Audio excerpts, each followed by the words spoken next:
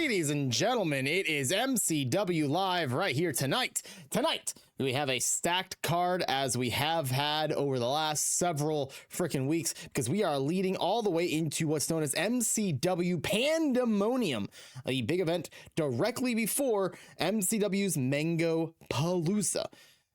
Now, it is a crazy wild time to be an MCW fan. Next week, we have EGW returning. Several of our MCW wrestlers who have been featured multiple times over are going to be going over there and being that as their home, but not their full-time home. It's just, you know, it's a share connection thing. They you know, EGW, MCW, parasocial, paramecium. There's the word I'm looking for. Paramecium relationship that we're gonna have. We're gonna link together. We're gonna dock each other, chat. Call the paramedics. Exactly. So with that in mind, MCW paradoxical? Is it paradoxical? Is that the word I'm looking for? Paradoxical? I don't think that's the word I'm looking for. Ginger is slurring his words. I'm always slurring my words. It's not Slurs Day, though. Maybe drinking. Shut up. Regardless, tonight, MCW Feels Good Man Championship #1 contendership is on the line. I don't fucking know.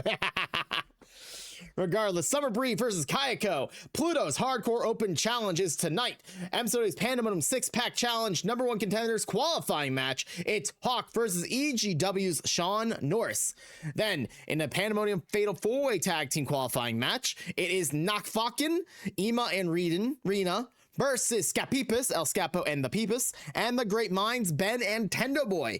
And then on top of that, another tag team match in the qualifier for the Pandemonium match. It's Hatch and Catch, Yogi and Falcon versus War Rig, Doom Tunes, and Charlemagne. Enemies becoming tag team. Let's see how that works together.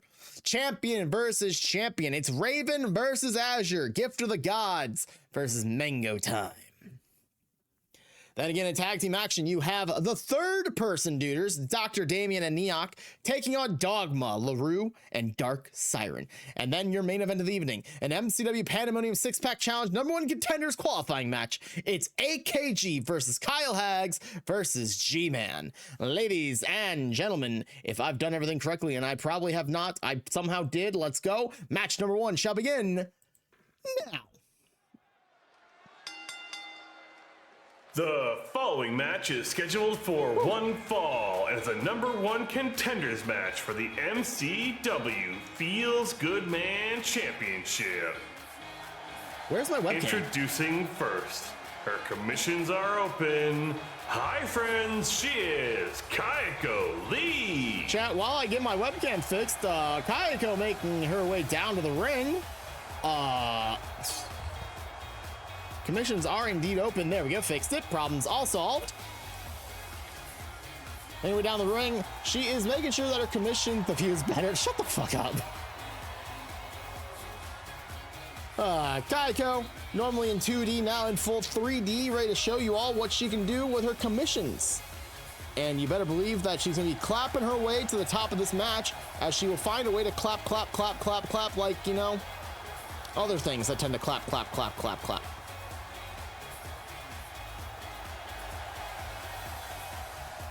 Clap.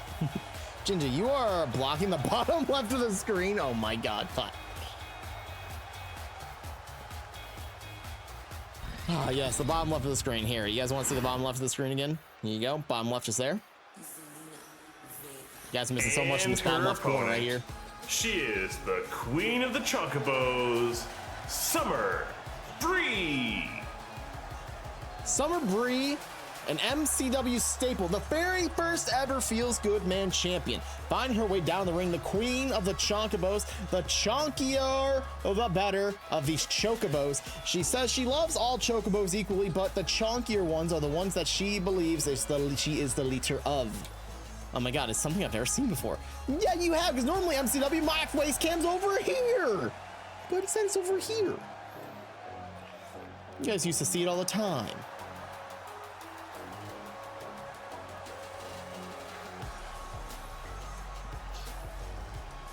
Moving desk. Yeah, we are Bowser, chat. Understand, this is the propeller thing you see in Super Mario World. We are flying all across the stage as we so choose. I will not be doing this during EGW. Understand this, the shenanigans and antics only happen here on MCW. Starting off the match, Kayako getting kicked in the side of the head by Summer Bree, and quickly Bree is just already capitalizing on that veteran styling that she holds so dear to herself. She is making her way, kicking and punching herself into it. Send me some Mecha Koopa to kind of knock that flying desk down. Oh, good Lord. I gotta pull up the playback so we can watch stuff back as it happens. So as things go on, chat, let's continue on. I should probably get rid of that crowd control thing before at the end of the stream. Madam Referee blocking the view as Kayako keeps the kicking into the midsection of Summer Bree. Now we talked about it. EGW returns next week. Kayako will be making EGW her home come next week, but will she look the same is still the question to be had. Kayako now rolling herself inside out, grabbing the Hurricane Rana, sending Summer Bree flying. It really comes down to a heavy hitter of Summer Bree versus the slight speedster high flying abilities that is Kayako. And now the punch off, the test of strength has kicked in after a nice kick from Kayako right to Summer Bree's face. Summer Bree is challenging Kayako and is now going to make Kayako pay, but yeah, Kayako stopping the progression. And here we go. The punches are raining on down once more. My God, Summer Bree knocking the lights of Kayako out with that spinning elbow. And a big splash off the top of the ropes, rolling up 1, 2. Ooh, only a 2 count.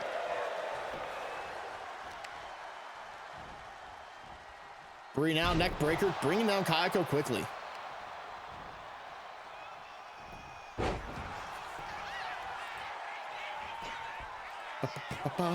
Kayako got a 1 count. Not able to capitalize further than that. But Kayako on her feet, kicking Bree right in the chest, knocking her down hard.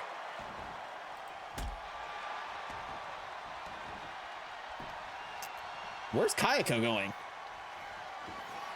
Kayako, there's disqualifications in this match. What did Kayako grab? Kayako grabbed an apple.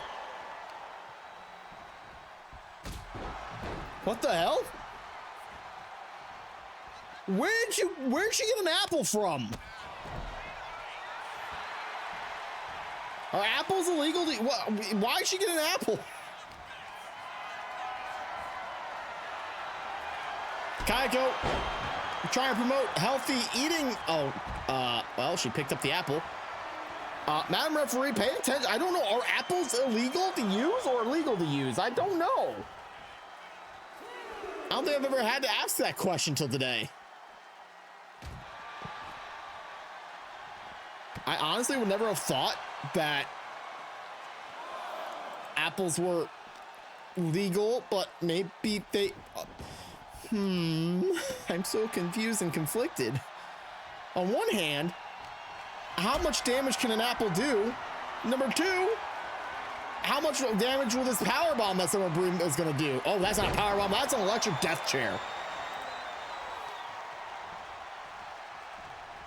Hoy. Summer Bree going for the pin on Kayako, real close to the ropes though. Kick out at 1.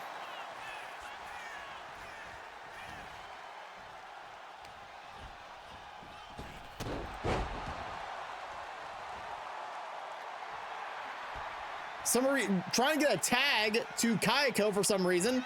Launch yourself into the ring crossbody.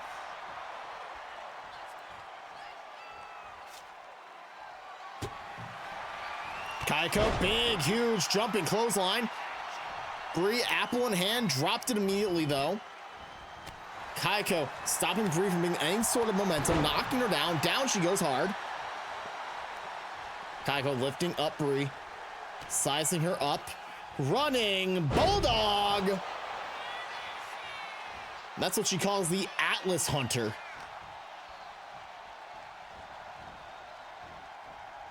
The Atlas Hunter hits hard, and now she's going for the Pierre La Resistance.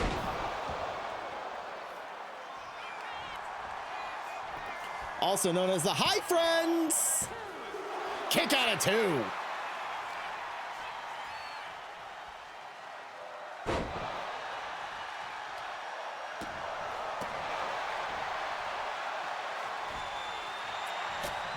Kayako giving Brie a moment. Big clothesline, diving forward from Brie. Brie now launching Kayako into the ropes. Brie, not the smartest idea to taunt your opponent while they are completely capable of just doing anything as well. You know, I speak loud words, and a sunset flip powerbomb is hit onto Kayako. Only a 1 count though. Not even close yet to a 2 count.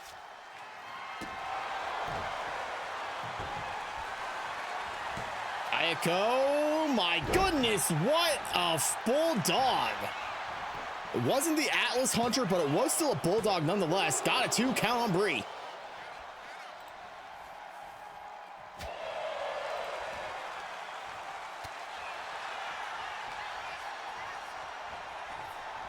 Brie now. Oh God, jeez, whoa! Oh, I've never seen Brie do that before. We're going to ask like our analysts in the back what the hell that move was. It was obviously a DDT of sorts, a hammerlock DDT of all things. But like, what does Brie call that? That looked vicious as she rolls on top of Kayako.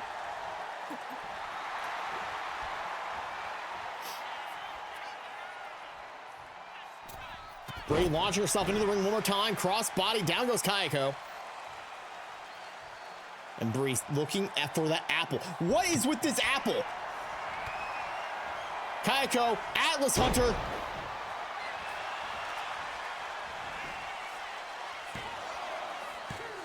Kick out of 2. Why isn't the referee getting rid of the apple is the big question at hand.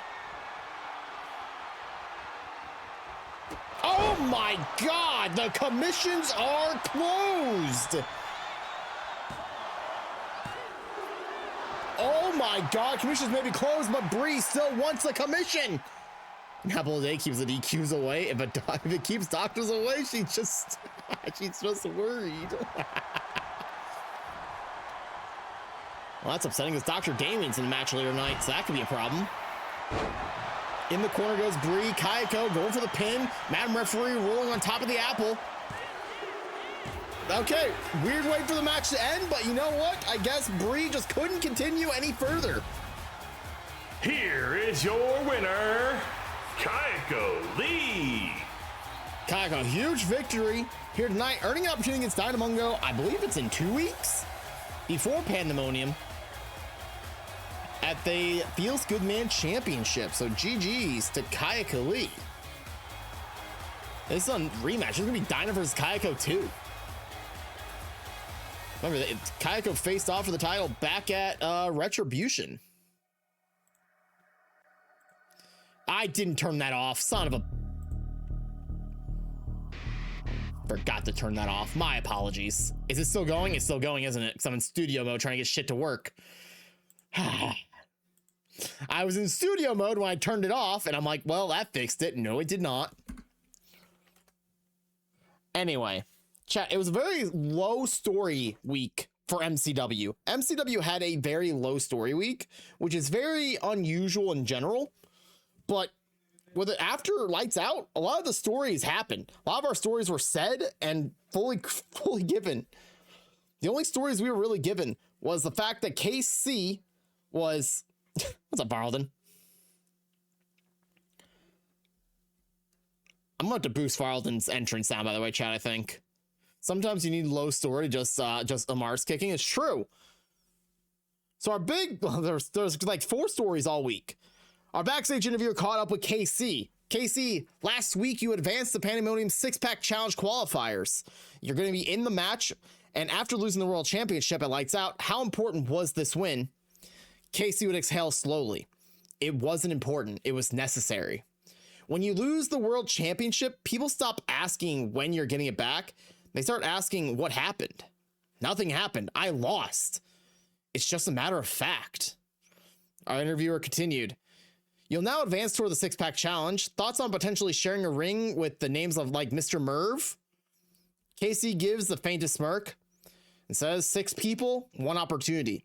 You don't win those by being emotional. You win those by being smarter. Everybody else is trying to prove something. I already did. Now I'm just taking it back. Casey would walk off without another word. Pandemonium 6-pack challenge is currently Mr. Merv and KC and 4 unnamed opponents, of which will be named here tonight. Well, not all 4. I think it's only 2 are being named tonight, right? Is it 2 or 3? It's 2, which will be our third match of the night and our main event of the evening. A Hawk versus EGW Sean Norris, and your main event, AKG versus Kyle Hags versus G-Man.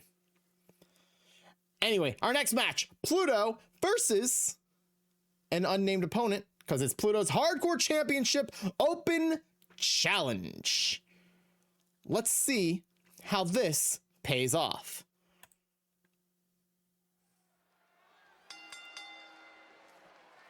The following match is Pluto's Hardcore Open Challenge.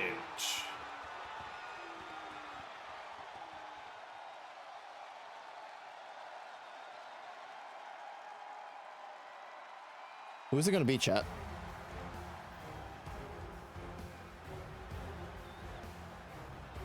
Introducing the challenger who has accepted the challenge, representing EGW. He is Turk. EGW showing up in full force here tonight. Ladies and gentlemen, you may not know this person because he's never competed in MCW before. This is Turk. This is one big son of a bitch. The man has no neck, and from what I've read on my history books of what I've learned from Sin and Kyle, this man likes to cause violence. Has been abandoned by his family. His mother died and his father treated him very harshly. He doesn't know what empathy feels like. He just knows what pain feels like. And he's going to provide that for Pluto here tonight, I feel. Nice, this is one big son of a bitch. I don't know if that arm is mechanical or if it's just a tattoo. Regardless, that arm is intimidating. And if I was Pluto, I would avoid any contact with something that's made of that's that green on a body part. One other thing I did learn, this guy likes to eat stairs, apparently. The steel steps on the outside of the ring. What does that mean exactly? I don't know. Sin said that very confidently, so I'm inclined to believe that he's going to eat one of the stairs tonight.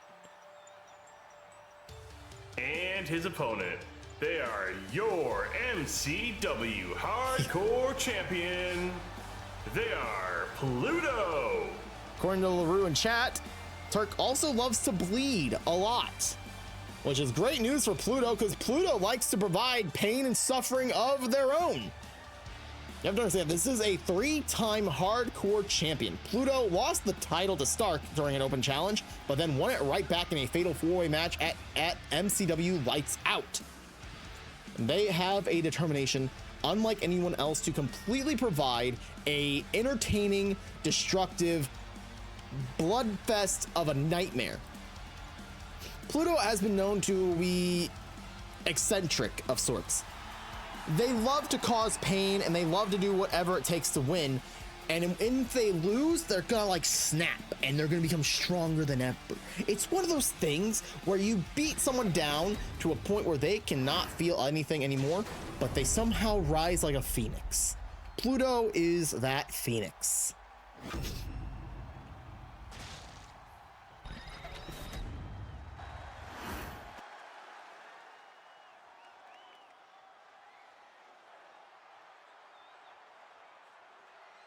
Turk understands that title is going to be unified here in about a month or so, in April. Pluto has no worry. They've made it very clear, I'm already in this unification match if I have this title or not. So I'm just going to put it on the line every chance that MCW management gives me. And I think Pluto either will regret this or will not regret this, as a drop kick right to Turk, knocking the big man down. I understand Turk, I don't know if he's been on hiatus when EGW was, went on a hiatus, but it's one of those things where you have to start to wonder and you have to think. EGW steps away. A lot of the wrestlers didn't come over here immediately to MCW to keep themselves fresh, keep themselves ready. Has Turk been working? Has Turk been doing whatever it takes to stay on top of his game? We don't know. It's a matter of fact that Pluto has been in and out of this ring since November to make sure that their name is known very well, and that's a barbed wire baseball bat. Oh my God, cracking Turk right upside the head, and Turk quickly turning around, clotheslining Pluto onto the mat immediately. Kick to the side of the head, Pluto sizing up Turk, sliding out of the ring, and then getting right back inside of the ring. For a big man, Pluto sure is throwing him around as if he weighs next to nothing. The understanding is this: Pluto has been working out. Pluto has been getting themselves to the top of their game. Hurricane Rana, springboard from the outside of the ring inside. If there's one competitor who is always focused on making themselves better in the ring, it's Pluto. Pluto is ever evolving. They have the focus, they have the drive. Anytime our backstage interviewer finds them, they're working out in some sort of capacity. Pluto is now sizing up Turk. Missile drop kick missing wildly. Turk sidesteps. Now Turk on the offense. Big boot right to the face of Pluto.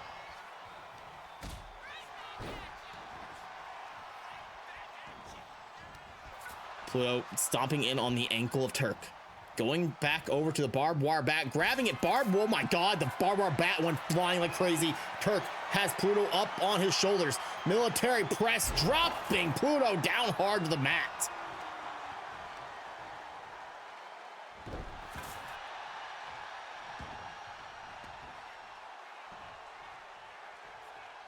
Pluto, oh, I thought Pluto was about to do a tope suicida on the outside of the ring into Turk, but quickly Pluto changed their mind, stopped dead in their tracks, said, no, I need to be careful. I can't get hurt at this point in my career. In these type of hardcore matches, there are no disqualifications, there are no countouts. Turk up, oh my God, going to the top rope. What has the big man got planned here? Dropping down an axe handle, not so sure if that landed. Pluto seemed to have gotten a punch right to the gut.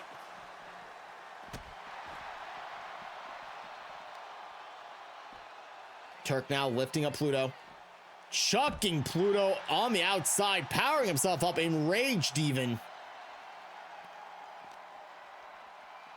Turk now sent on the inside of the ring. What to Turk? I understand you don't work here in MCW, but those tables are rentals. Pluto with the nicely done Pluto. There we go. Showing some pride of MCW and preventing our tables from being broken. And now, Pluto has a... Okay, we broke a guitar. Okay, well, you know... No, we do not want tables. Stop it. Stop it. Stop this chanting. Do not break our tables. They're rent... A traffic cone? Oh, my God.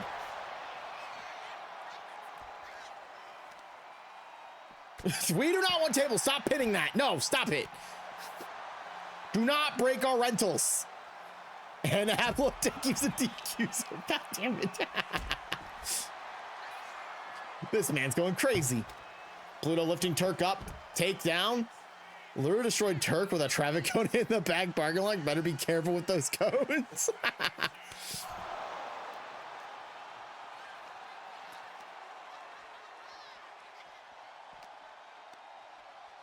Pluto now. Oh, nope, sorry. Turk whipping Pluto into the ring, actually. Those traffic cones are dangerous. Turk lifting Pluto up, sending Pluto into the ropes. Big lift up and a big drop down power bomb. Only a 1 count. Oh, big man. You're going to try hard than that. Pluto is crafty. See what I mean by crafty? Kick to the midsection of Turk. Pluto now putting Turk on the top rope. Leaning up against the ropes. Pluto using everyone's favorite tag team partner, the top rope. Stop the tables. No tables. Pluto now picking the ankle. Oh, that's the ring? That's the ring? That is the Dwarf Star. Dwarf Star. I know what it's actually called. Dwarf Star locked in. No rope breaks. Even if Turk got that rope, it wouldn't matter. Pluto let it go. How can they get their hands around the neck? I don't even know there is no neck. Pluto's just choking out Turk. Rolling Turk over after hitting him one more time with a baseball bat. Okay. Apparently that chokeout might have done a lot more than we thought it did. Here is your winner, and still MCW Hardcore Champion. They are Pluto Pluto with another successful, we wanted tables. No, no tables. You're not getting your tables. Pluto is still your hardcore champion. As far as I know, MCW management might have it slotted that there's going to be another Pluto hardcore open challenge next week. Why no tables? Because the AI doesn't like the tables. They like to take the stuff off the tables. They never actually like to use them. When they actually use them, I have to find them. I need tables, ladders, and chairs. Don't worry, we'll get tables, ladder, and well, we haven't had tables, ladder, and chair in match in a hot minute. Maybe we'll talk to management. Maybe we'll talk to management about that.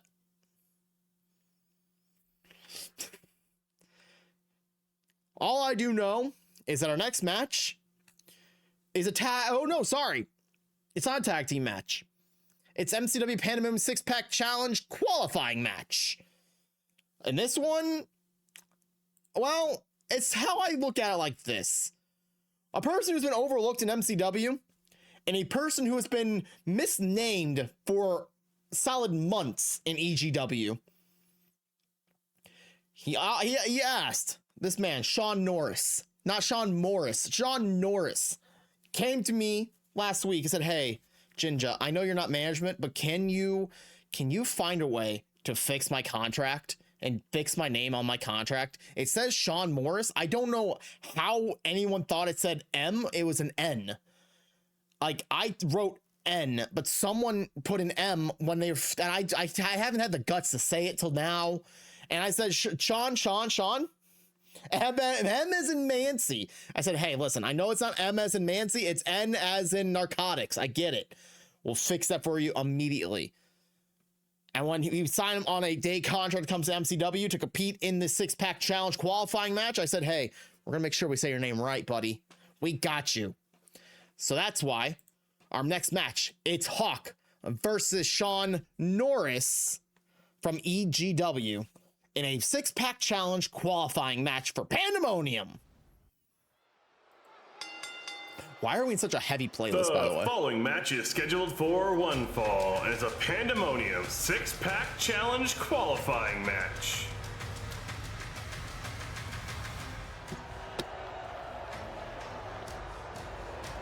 Introducing first, representing the Dangerous Alliance, he is Hawk.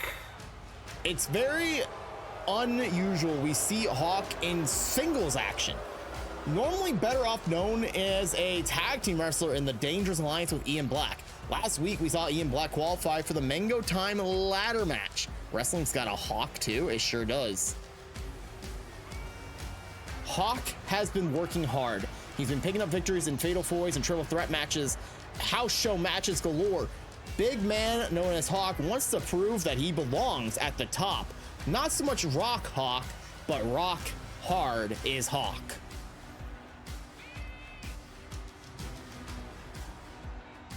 This man stands at roughly about 6'9" tall, but stands over 7 feet tall with that mohawk. He is dangerous.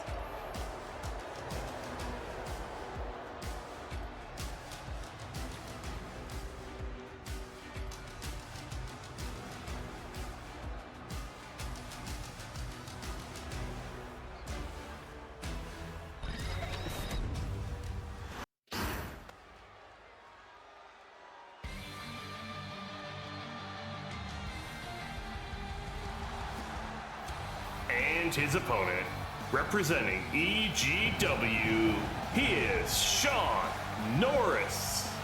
As we promised, his name is properly written down and our announcing team knows how to announce him also.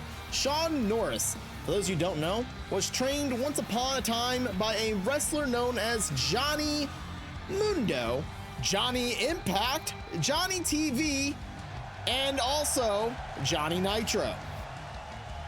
Sean Norris stepping in the ring wants to show off that everything he's learned from his mentors has really made a matter in this wrestling career, and he wants to step it up and prove something tonight. He wants to get out the ring rust for EGW's return, and he said that this is my one opportunity to really stand out and show up. Give me an opportunity, give anyone an opportunity, and they can run with it. Otherwise, they can easily fall flat on their asses and never have an opportunity again. This opportunity to see where this kid is. He stands almost as tall as Hawk, which is just impressive. I want to say this man is like 6'6", it seems like. Maybe 6'8", 6'9", maybe 6'7". No, not 6. I'm sorry, I didn't mean to say that. I didn't mean to say that. Sean now, bunch of kicks. Galore with these kicks, and now a DDT on top of that. Stop it, Azure. No, stop it. It was a mistake. No. Sean with a nice springboard moonsault off the top rope. Absolutely amazing. Only one to... Jesus Christ.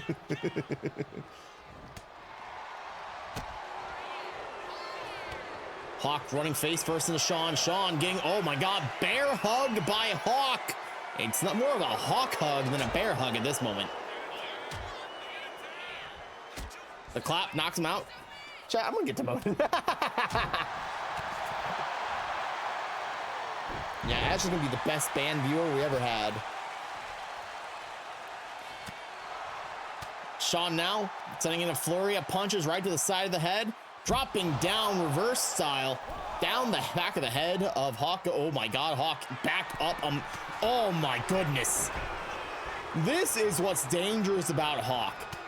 He is a pure athlete. He has the build, he has the muscles that he can take a hit and keep on rolling. Drop kick by Sean, taking down Hawk.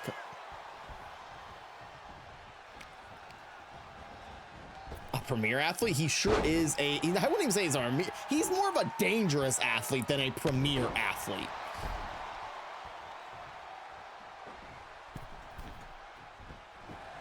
Sean now up on the middle rope, calling a shot of shots, dropping in a hurricane run onto Hawk. Down he goes hard. And now working on the legs. This is very smart. You take out the legs, you take out a lot of the strength. Is his name secretly Tony Nese? No. Clothesline by Sean. Down another one goes. Sean now catching the leg of Hawk, sweeping the legs. No, he's not Tony Nese. This man does not look anything like Tony Nese. In fact, he's bouncing off the ropes and getting, and then catching Sean. But now, a quick moment. Ooh, nicely movementing and everything. Trying to hide professional wrestlers with darker...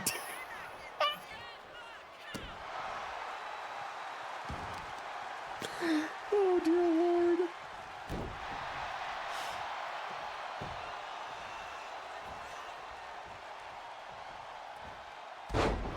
Sean keeping on the momentum in the midsection now, and the legs is keeping the lower part of the body of Hawk down.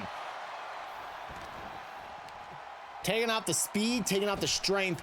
Went for a drop kick. Hawk quickly getting out of the way.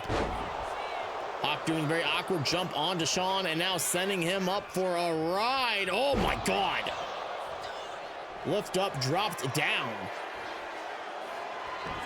Hawk sending him up for a power bomb.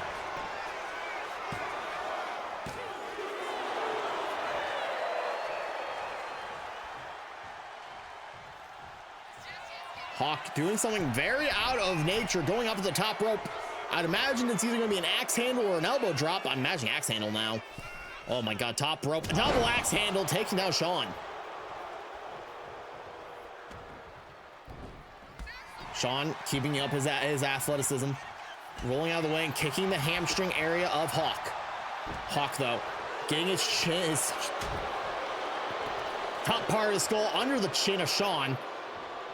And now sending him for a ride. That was an F10. Jeez, Lou just turned Sean inside out with that one.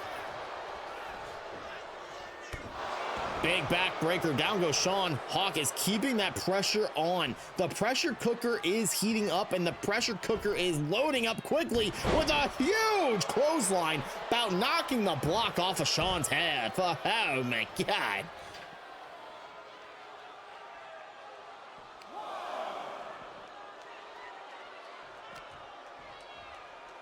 Hawk is not letting Sean breathe. He's rolling him back inside the ring and keeping the pressure on tight. Sean Catching the fist and then quickly, nice enziguri, knocking down Hawk. Sean understands that Hawk is keeping every little bit of inch close to Sean. Hawk is dangerous, and there we go, swing around neck breaker. Oh, Sean got a 2 count. Close enough to the ring ropes that Hawk could have grabbed for a rope break, but Sean was very fortunate and did not have Hawk grab that ropes. Just he got kicked out though. He kicked out, and that's all that matters at the end of the day for Hawk. Middle rope, halfway across the ring, axe handle off the middle rope, taking Hawk down, and now up at the top rope goes Sean one more time. Setting for a flying splash off the top rope. My God, watching the replay of this, that was just like full on. He spread all of his body parts. That was the flying squirrel splash if I've ever seen one. Off the ropes goes Hawk. Oh, and Hawk caught him again. He was going for a drop kick, but Hawk too ready for it. You're going for a drop kick. You got to keep your legs together. You have any sort of space in between them. Oh, your drop kicks are going to get blocked quickly. Sean bulldogging his way out of Hawk's grasp, and now, oh my God, well, sort of set himself up for failure there. That one seemed like it might have hurt him a little more than it should have, and now we're going for the single leg Boston Crab. What a maneuver. He's been working on that leg most of the match too, so that was very smart to go for that standing. Oh, for a standing shooting star. The Hawk not letting it even close to get locked in. Well, not locked in, more of hit. Driving down. My goodness. Sean pumping up the crowd and himself, sizing up Hawk. Hawk midsection kick right to Sean and running right into him too. Sending Hawk, Sean, oh my God, the big Hawk bomb. Kick out at 2. Hawk bomb, not enough. Oh, here we go. The fight of your life, Sean. You do not get into a fist fight with Hawk if you don't have the intention to take a beating here.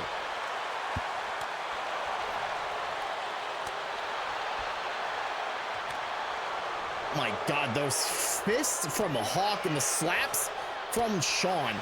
These two are blocking each other and look, oh no. Hawk, oh my God. Hawk gave him a licking and sent him vibrating down to the ground. Hawk now top rope, single arm axe handle. Hawk, is he going for the Hawk drop? He might be going for the Hawk drop. Nope, just a Hawk bomb. I don't know, that might be it.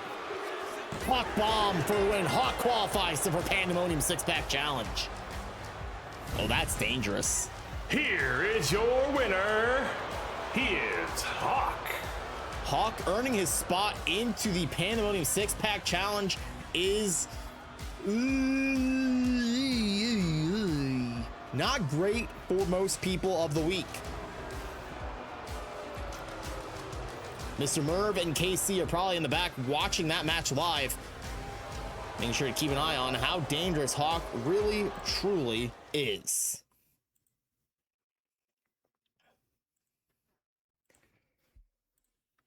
Whew. That match was incredible. Like, EGW Sean Norris showed up and showed off what he can do. I can't wait to see him live next week, March 4th, over on Epilogue Gaming TV for EGW's return. We're running it back, chat. We're running back EGW. EGW is back live on Epilogue Gaming TV, 5 p.m. CST on Epilogue Gaming TV, Wednesday, March 4th.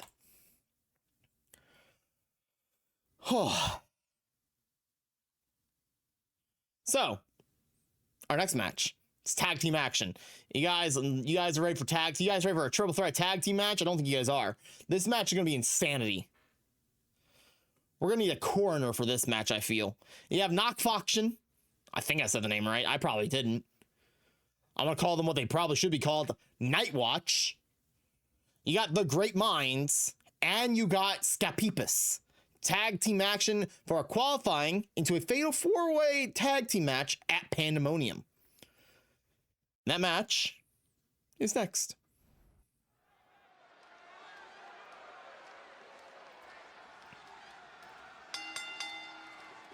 The following triple threat tag team match is scheduled for one fall and is a Pandemonium fatal 4-way tag qualifying match.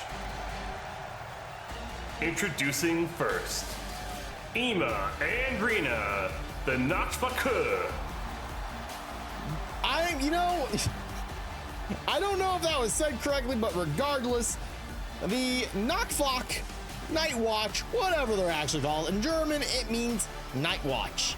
The Germans are teaming up together, Ima and Rina ready to work their magic.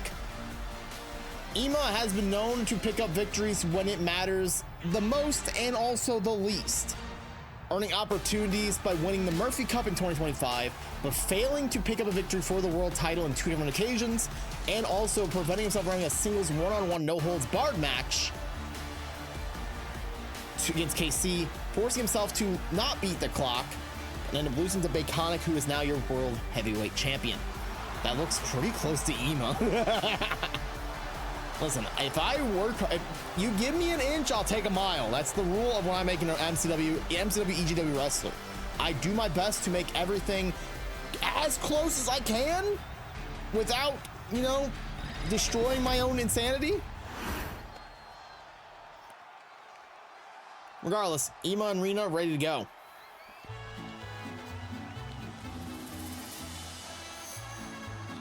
And their opponents, making their way to the ring, representing the Goblin Settlement, Scapipus.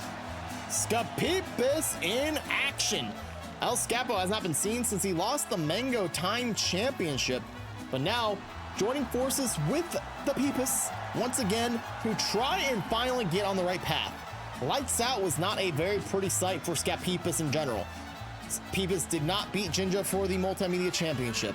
El Scapo lost the Mango Time title to Azure. It was a very losing effort for this tag team in non-tag team action. Can they bounce back and find their way into a winning opportunity?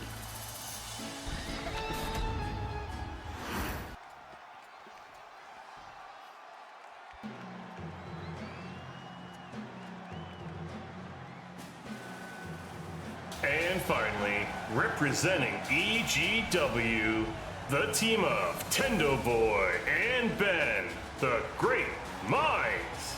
The Great Minds have been known in EGW as the team to beat. They have been on top of their game. We've been told by EGW management that all 3 of these teams are going to be EGW standards.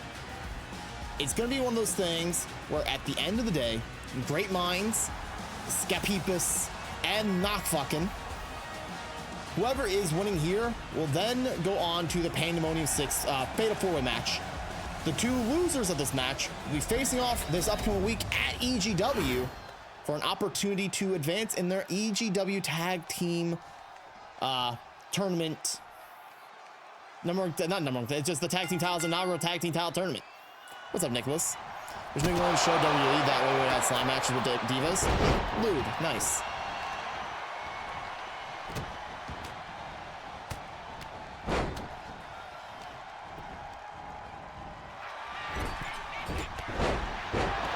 And already the referee is down. Madam Referee's been taken down technically by Rina, but in reality, if Tendo Boy did not do what he did, Madam Referee would not be knocked the fuck out right now. Oh, wow. Madam Referee took a hard hit. Oh, God, she's still down.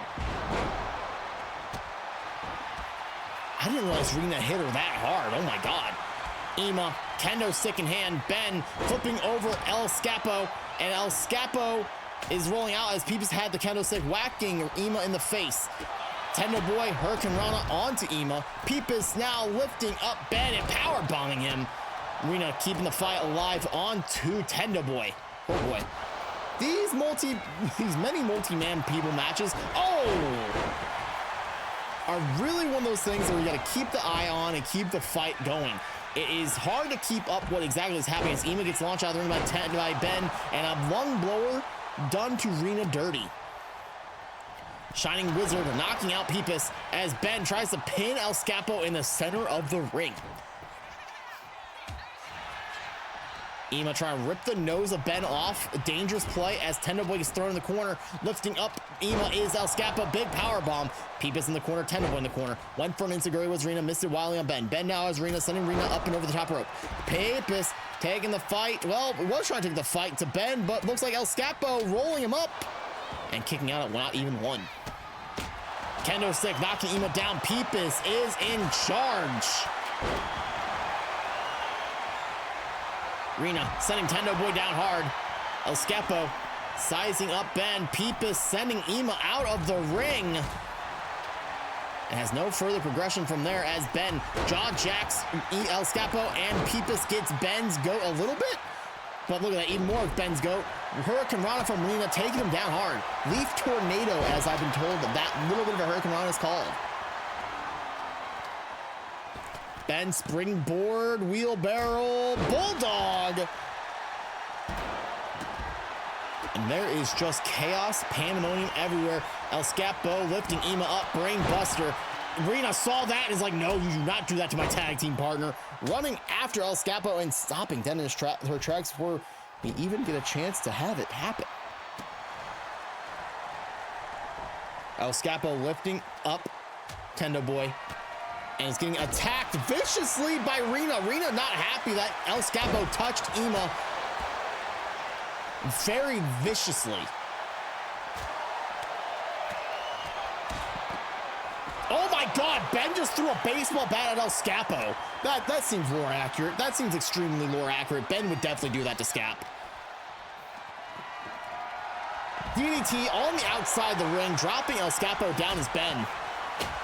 Oh, but Peepus, jeez, just a nice shot to the back area of Ben. And now Ben responding to Peepus with a Salida del Sol on the outside of the ring. Oh, nice berserker knee by El Scapo, knocking down Rina and only getting a 1 count. The great minds are in the ring just viciously attacking Rina and El Scapo. Tendo Boy trying to rip the leg off of Rina as El Scapo is feeling the wrath of Ben. And a beautiful moonsault by Ben. Benjamin 10 absolutely showing off in that move right there. Single leg takedown drop kick right to the face of El Peepus. El Peepus? El Peepus. Yep, I went there. Rina and Tendo Boy fighting on the far side. El Scapo chasing down Ema with a baseball bat. Ben inside the ring. Peepus putting himself inside on the outside of the ring. Sizing up Ben as El Scapo lifts up Ben, and Peepus best just getting in the ring. He's just getting in the ring, nothing more than that. Oh, beautifully done. Falcon Arrow standing up and sending Ben down hard. Kick out at 2.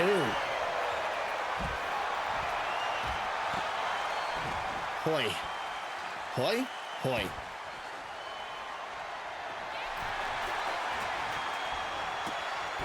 Hurricane Rana by El Scapo. And now Ema with a small package rolling up El Scapo. Ema's got to try harder than doing a small package on El Scapo. For what I've heard, he's got a bucket of balls and a 10-inch dick. I'll see myself out for that statement.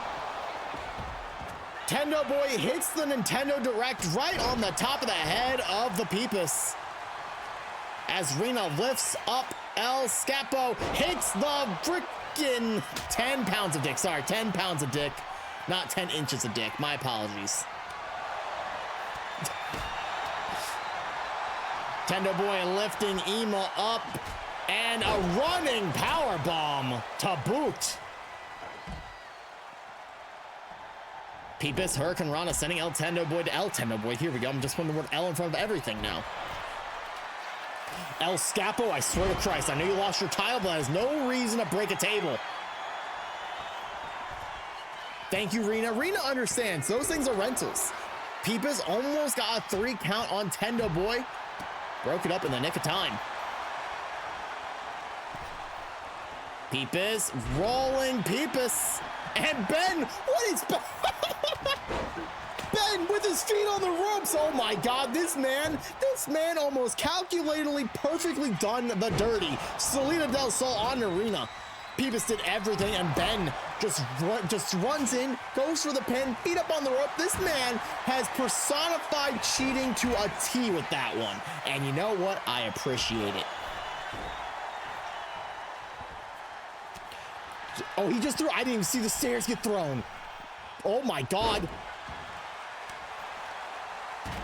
If you watch back what just happened there, which I just did, Ben just dodged a shoulder tackle from Rena by jumping up to the top rope to hit a Hurricane Rana onto Ema. Crossbody by Tendo Boy. The Rowlett's wings onto Ben. Ema grabbing onto Tendo Boy. Tendo Boy threw. I can't believe I missed that. Scapo is probably not fully in it anymore. Nintendo Direct to Rena, directly to Rena's head. As Peepus breaks up the pin at a count of 2.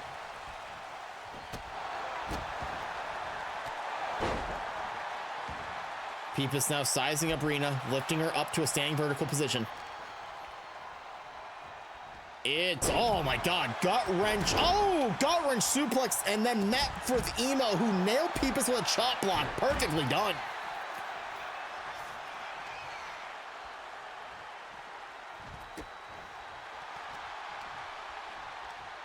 Peepus now putting Rena in the corner, and oh, Ema went for another, I don't know, what was Ema's plan there exactly? As Peepus launched himself up, split leg moonsault onto Rena. And that was, where did the sledgehammer come from? I don't remember a sledgehammer getting in the ring. What the hell? Salida del Sol to Ema on the outside of the ring.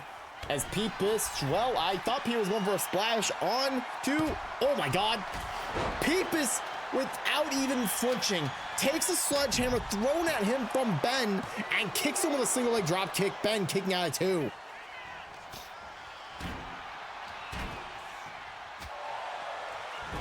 In the corner goes Peepus. Ben, Salida del Sol to Rena right in front of Peepus, pinning opportunity. But quickly, Peepus breaking up that pin as fast as possible. Whoa, whoa! El Peepus almost had a problem together there. Ema rolling in the, oh my God, steps another Salida del Sol. El Scapo spread legs by accident. Oh my God! Neutralizing driver by Peepus onto Tendo Boy.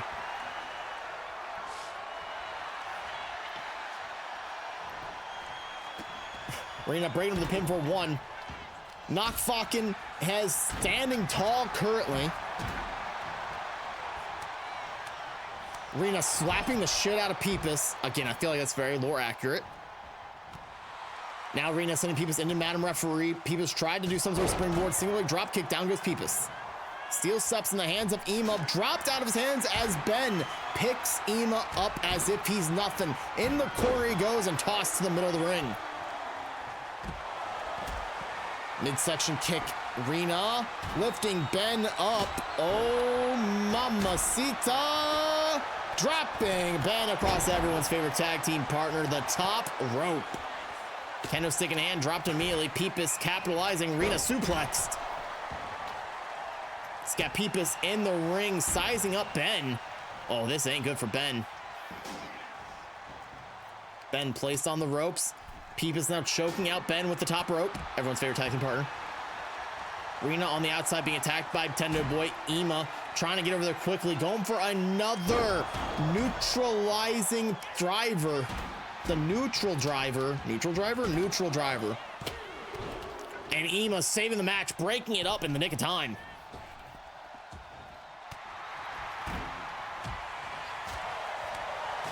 Oh my God, nicely done. Shining Wizard by Tendo Boy. Scapo, nicely done. Capitalizing the O with that power bomb. The misdirect transitional powerbomb that El Scapo does so very fluently is so beautiful as he lifts Rina up and goes for the Nightwing. Oh, and hang on. Fixing.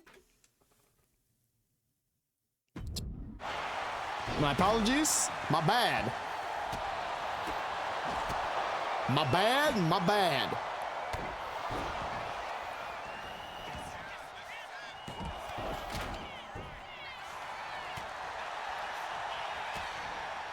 My apologies. It's fixed. Problem solved. We were in purgatory. My apologies. The immersion was dead. Blame this stupid thing. Oh, kick out to El Scapo staying alive for this moment in time. Peepus went for a single leg drop. Not that it was a double leg drop kick, but just missed it wildly as Ben, Rina, and Peepus on the outside. Ema, so axe handle of Peepus back to the head. Down goes Peepus. Shining Wizard. Transitional power bomb.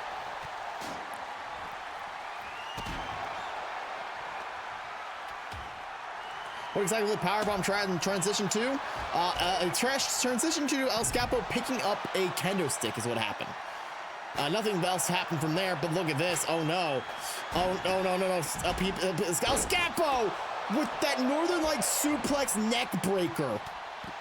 It's devastating to see every time as he shatters a kendo stick over Kendo Boy's body. That's how Yogi damn near got paralyzed a few weeks, almost a month ago at this point. El Scapo is very dangerous. Neck trapping Northern Light suplex.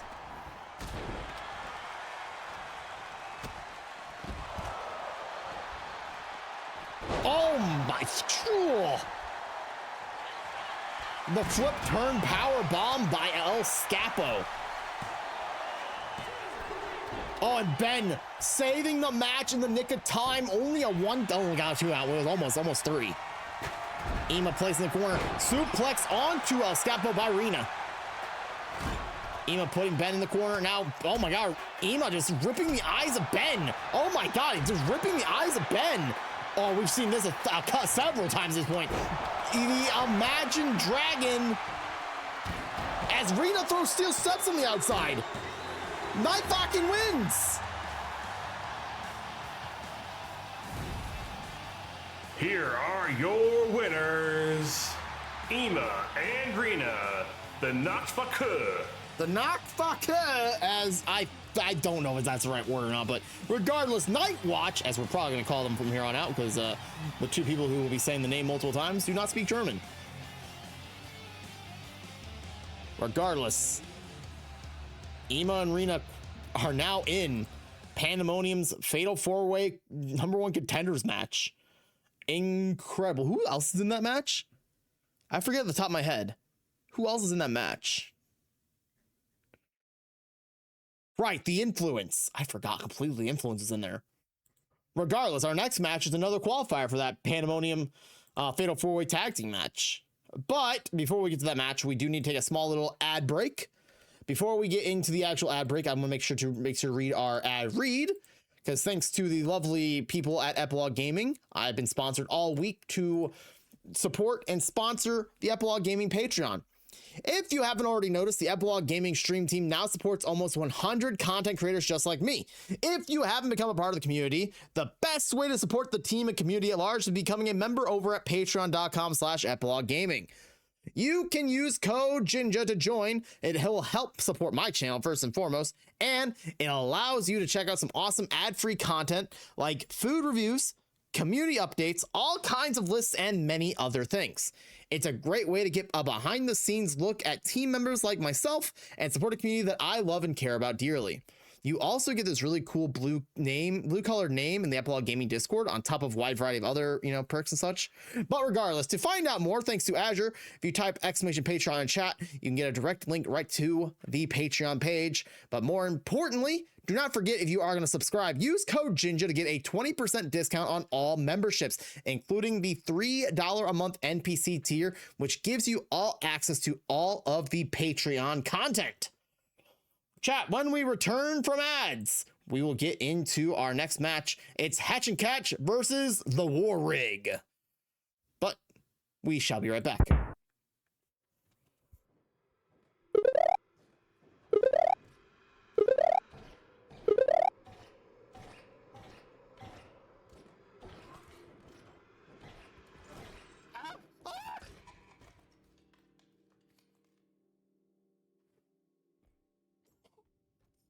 Are you good?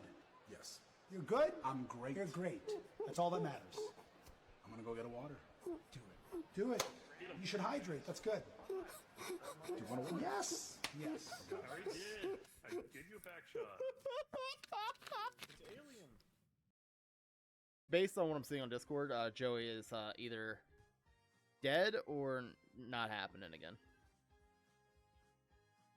He's not even playing fucking WoW, Wizards of Waverly Place, where the fuck it's called. What is that game called again? World Warcraft. That's what it's called, not Wizards of Waverly. Alright, chat, that's it for me today. I hope you guys had a great stream. We will see you guys tomorrow for an inscription. And I feel a little bad about sacrificing the far-fetched here. Get out of the far-fetched!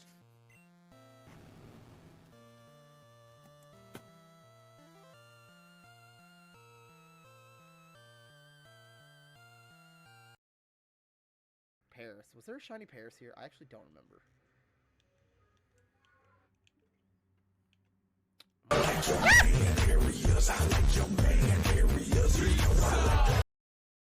Room.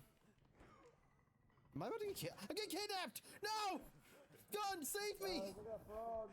I'll save you, dude. Yes. Oh my god!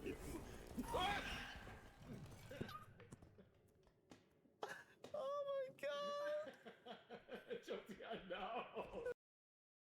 Legs are freezing cold. My headphones are still on! Come on, don't do this. Oh! Oh! Fucking dicks! Ah! Run! Run! Run! Oh, no, no, no, no, no, no! No, no, no, no! Oh, no, you don't! Fuck you! Fuck you! Fuck you!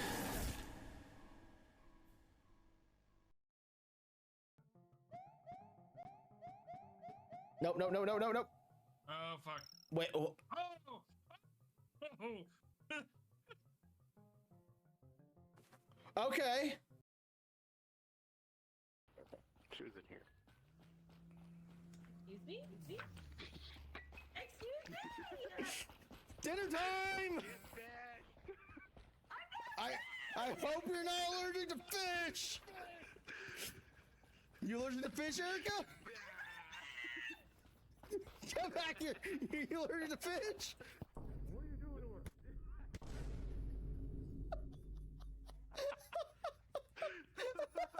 Get fit. Please. I fucking hate it here. Oh my god. No! Fuck! The following tag team match is scheduled for one fall and is a Pandemonium Fatal 4-Way Tag Qualifying Match. Introducing first, representing the War Rig, Doom Tunes and Charlemagne. Chat, we are back from the ads and everything between. War Rig is a new tag team in MCW, formerly absolutely hateful towards each other. War was had between these two for the hardcore title. Ambulance match, casket match, every little bit of a possible stipulation of hardcore, these two went through hell. Now, trying to find a synergy that we have not seen in MCW before, can their hatred for one another lead to an actual tag team? I have high doubts, but you never know. They seem like they're on the same page currently, but that could mean literally anything. I'm not used to seeing Charlemagne not come down the ring, not in the tank, and I'm not used to Doom Tunes looking kind of Happy. Let's go with the word happy.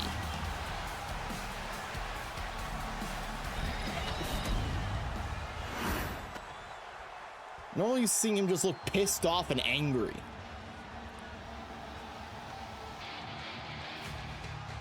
And their opponents. They are Hatchin' and Catchin'! Exclamation mark join for Yogi and Falcon.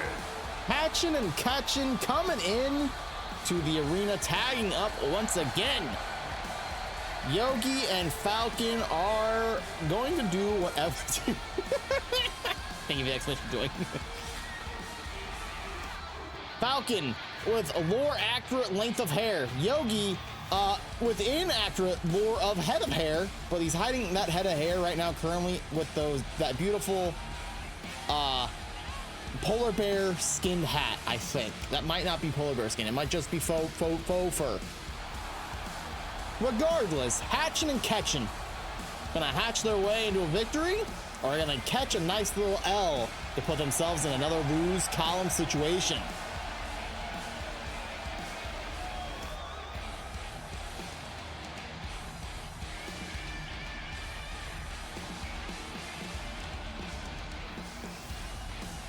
We're used to seeing Yogi team up with Azure, but Azure being a singles champion, stepping away from tag team division for a little bit.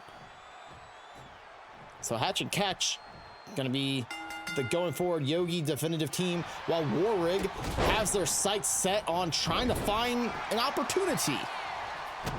The big thing to remember at this match, chat, is tornado tag style, but there are countouts.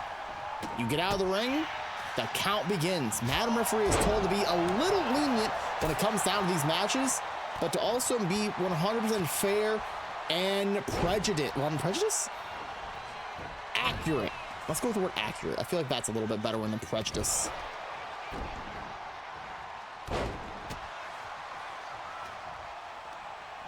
Mostly because I think the word prejudice means something way different, and I fucked it up by saying prejudice. I think I was just flowing. I found the flow state of just using words that sounded impressive, and I hit prejudice, and I meant to say something more closer to the word accurate. Regardless, Yogi with a neckbreaker and a Charlemagne. This guy's a problem. I'm struggling, LaRue. I'm struggling, man. I'm the worst. I'm problematic. Falcon up on the top rope, trying to he's sizing up Doom Tunes, which he hits perfectly. Charlemagne looking under the ring and, well, didn't get anything. That's interesting. Cancel this, man. Listen, y'all tried 1 year ago to cancel me by saying I want to quote unquote do awful nasty things to Miss Witch's grandma, and I've apologized for that since in video form. And end of story is try again this year, fuckers. Regardless, Yogi leg drop on a Charlemagne as Falcon levels Doom Tunes.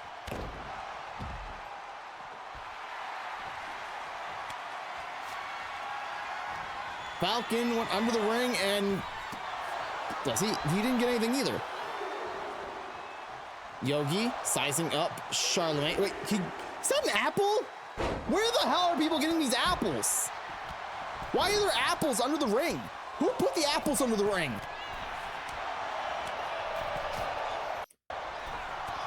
Dream Falcon cross body onto Charlemagne. Down he goes. Yogi punched right to Doom Tunes' head. And a lung blower taking down Doom Tunes. Over the big leg drop right across the throat of Doom Tunes.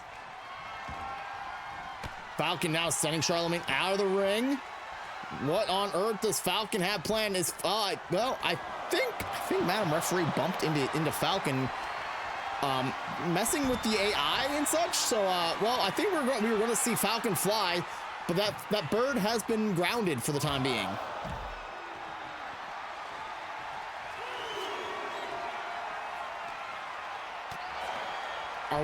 Do we just have an endless supply of apples under the ring? What is happening? Why is there 2 apples now? Where are the apples multiplying?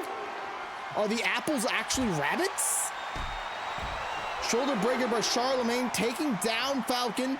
Doom Tunes breaking the count and, well, going over the top rope actually. Changed his mind. Gonna hit a double axe handle onto Yogi, knocking him down. Madam referee telling both Falcon and Charlemagne get in the ring.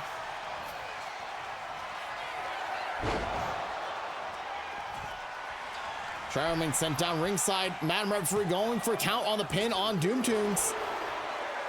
Madam referee having to play the count out and then go for a pin. Oh my God. Madam referee not pay. Oh, that was so close to being a beautiful tag team move.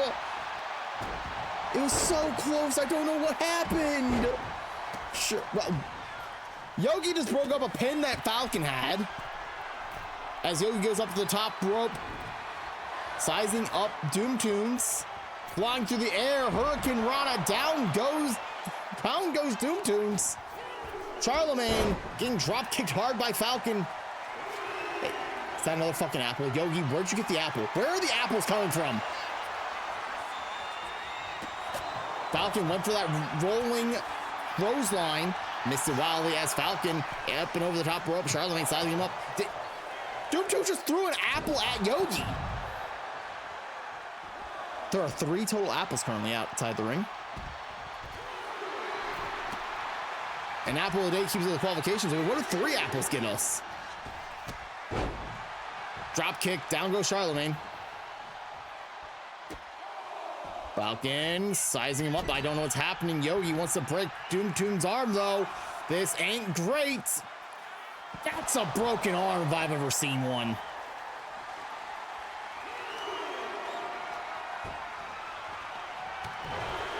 Falcon just punched Charlemagne so hard, I think an apple spawned. Oh, Charlemagne taking down Falcon. Doom Tunes sent down ringside. Charlemagne, Salida, Del Sol. Count of 7. Doom Tunes back in the ring. Pushing Yogi into the ropes. Dropping a... Where are these apples coming from?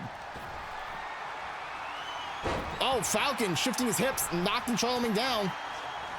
Is Sean Norris going to be dick punched more here and have that continue to be the big reason he loses? No? Yogi rolling up Doom Tunes. He didn't get dick punched tonight, at least, I don't think. No, he didn't. Oh, how'd you catch wins? He didn't get dick punched tonight, did he? He's got powerbombed 5 times. Here are your winners, Yogi and Falcon. Hatching and catching. Making a very plain and simple statement. Exclamation battle. There is about to be a battle at the end of this match. Because they're in the Fatal 4-Way match at Pandemonium. Don't worry, Sean Norris will have less chance to get his dick punched in. Well, more chance to get his dick punched in. Remember, chat, EGW returns to Epilogue Gaming TV next week, March 4th. 5 p.m. CST, 6 Eastern. And we'll announce those matches at the end of the show tonight, and also make sure to post it into the Epilogue Gaming Discord later tonight.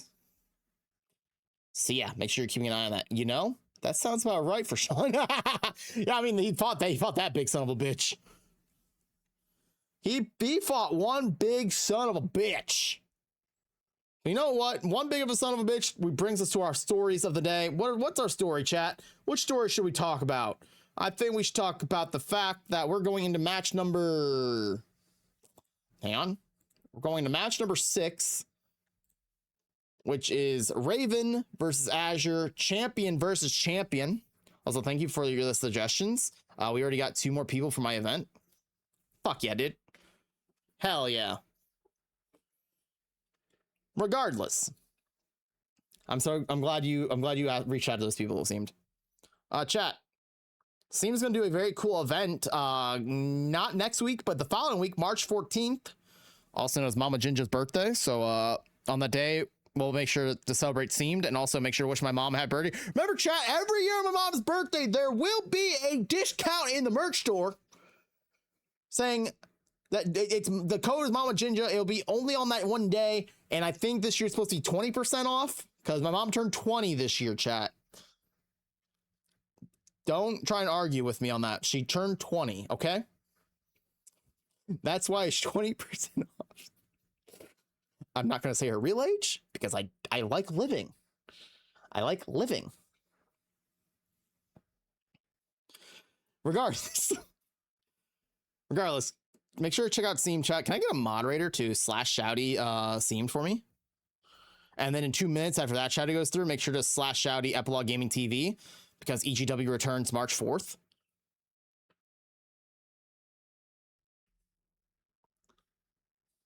Regardless, the backstage crew caught up to Raven stepping out of management's office, Gift of the Gods Championship over her shoulder. She looks pleased, not smugged. She adjusts the title, glances at the crew, and tells them to relax, and just walks off. Interviewer steps up to management. Can you confirm what Raven just discussed with you?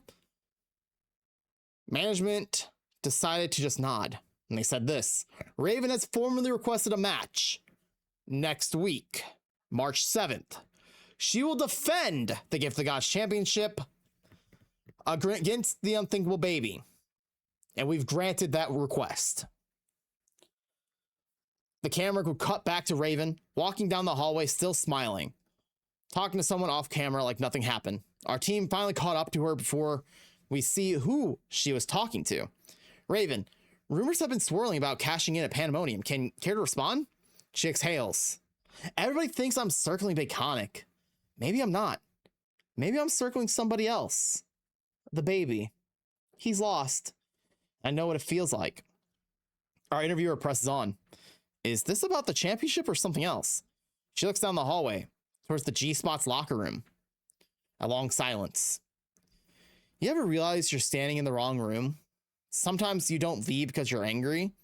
You leave because you've outgrown it. Are you saying you're done with the G-Spot?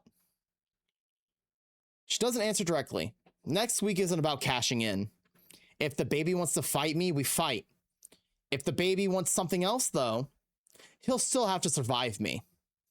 She walks away, no grin this time. Just a resolve about her.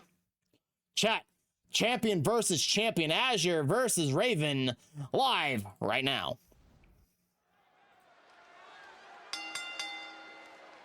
The following champion versus champion match is scheduled for one fall. Introducing first, he is your MCW Mango Time champion, the Lucha Wizard. He is Azure. Azure has been on an actual high ever since he beat El Scapo and Yogi for that title right there. The Mango Time title has never looked better since he took it off of El Scapo's mind tricks and mind games. Azure bringing back the 8-person ladder match, so far qualified for that 8-person ladder match. If I pull up my cheat sheet, as I do love to do, you currently have qualified Ian Black, Tragedy Pelican, Anxiety Sloth, and Funky Zayla, and we have been given word that there is potential that El Scapo will be in that Mango Time ladder match, cashing in a rematch clause, leaving 2 open spots available. Representing the G-Spot, she is your MCW Gift of the Gods champion. She is Raven. Raven has been playing some mind games backstage. As we know, next week she's defending that title against the Unthinkable Baby. She seems like she's working with somebody, and it seems like at the same time might be working on distancing herself from the G-Spot. My ad manager just crashed, so that's great. Gotta reload that now.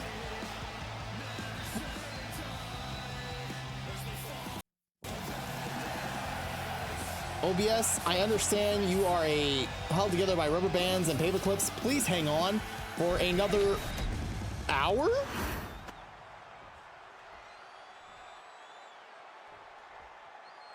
I want to say it's hour, right?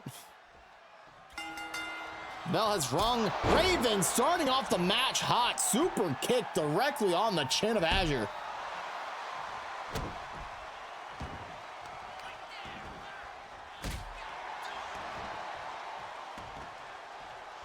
Azure already staggered hard as Raven runs in to stomp on his midsection. Now onto the chest. And now kick to the chest goes Azure right to Raven. Nicely done. Drop kick, Raven down. Azure lining up. A drop kick right to the face this time.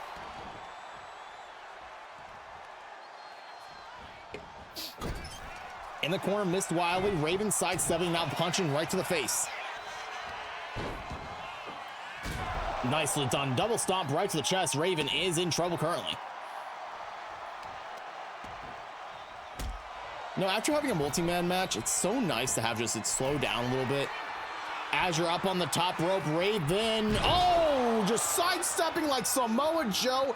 Azure landing hard on his tailbone. My goodness, roll up, small package. Not even a 1 count.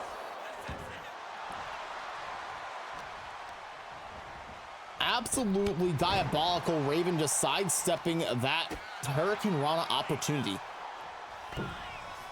Azure though, bouncing back, springboard, crossbody, down goes Raven.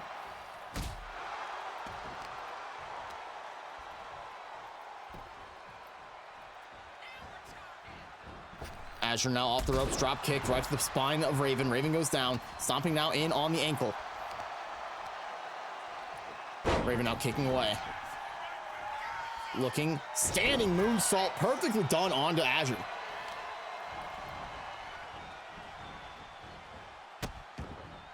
Raven connecting with every single one of those fingers with those stomps. 3 stomps right to the hand of Azure. If you didn't know, the hand is essentially, the fingers are the testicles of the hand. These things are fragile as fuck and they hurt like hell when you stomp on them.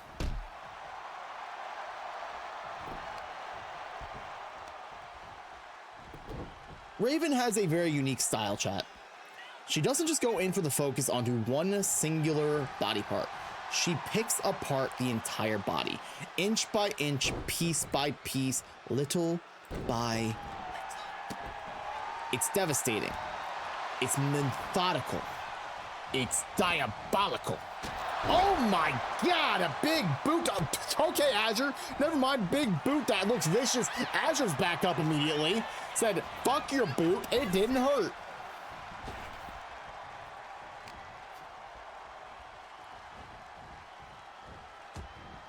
Azure now fighting Raven off. Elbows right to the midsection.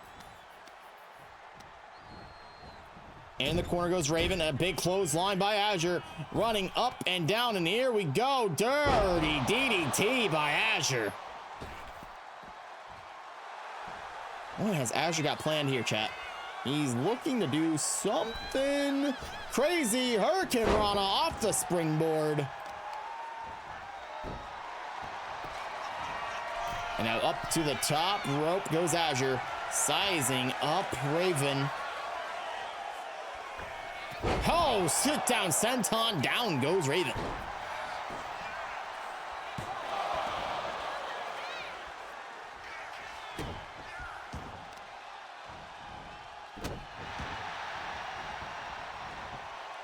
Azure now over double stomp, missing wildly, rolled out of the way was Raven. Raven, well, I don't know where his plan was, but that's a springboard crossbody. Azure taking down Raven. Raven back up like Azure did, but this time responding with a nice forearm strike.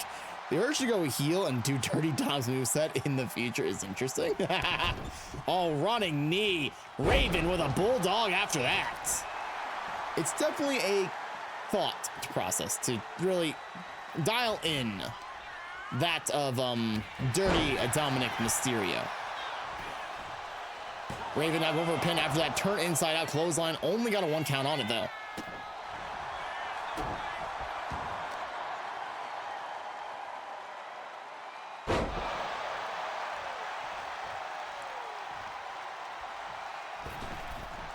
Oh, Raven watching herself into the ring. Azure getting out of the way, perfectly timed. Raven, though, locking back up, sending him up over the ropes. Down she goes. Sizing him up. There we go. Fez press. Down goes Azure.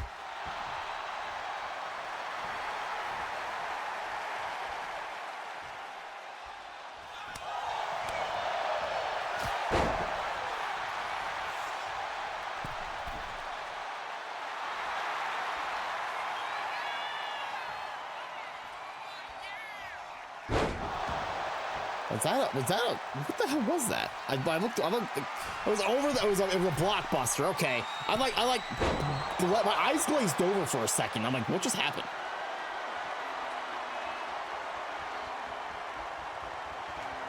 Raven now lifting up Azure. R360, center of the ring. Azure felt the knee hit his temple hard. Kick out at 2. Gift the Gods champion gonna need to dig a little deeper if she wants to pick up the victory that easily. Standing moonsault, perfectly placed, center of the ring.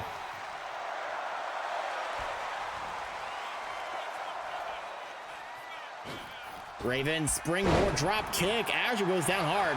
Now going for that roll over again.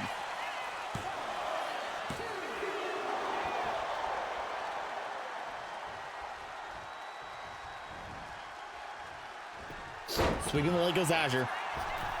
Springboard moonsault off the middle rope. Midsection kick. Azure wants to send the Canadian Destroyer to Raven's front door.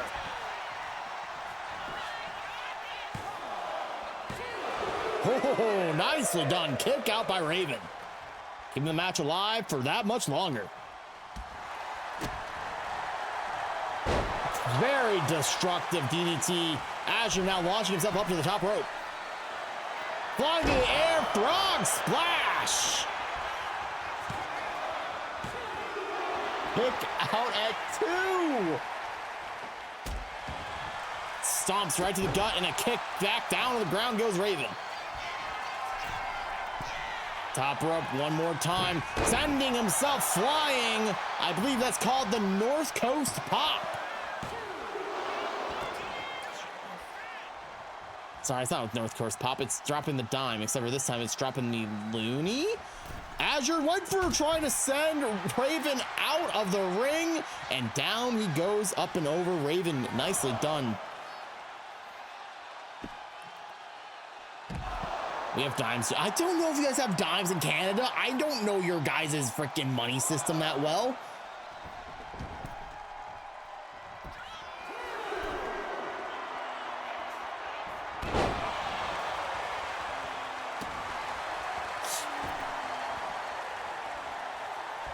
Azure, wow, redirect frog splash springboard. Absolutely diabolical that was.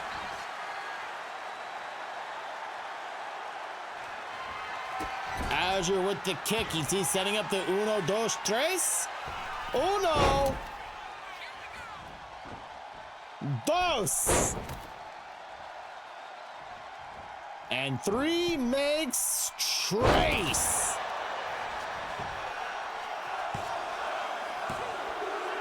Oh, Raven at the nick of time.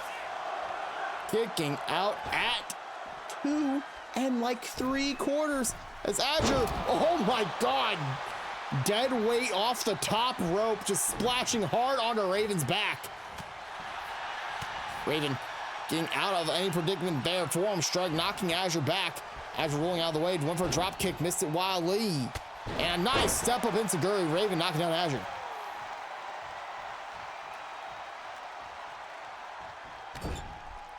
That knee right to the chin and a clothesline this time. Man referee just standing perfectly in the way once again. You know you gots to love it. Chat, if we end up switching to 2K26 and the referee doesn't stand in the way, I'm gonna refund it immediately. Frog splash off the top rope. Done a little more cerebrally than what Azure did to her earlier. Oh, but Azure kicking out at 2 also.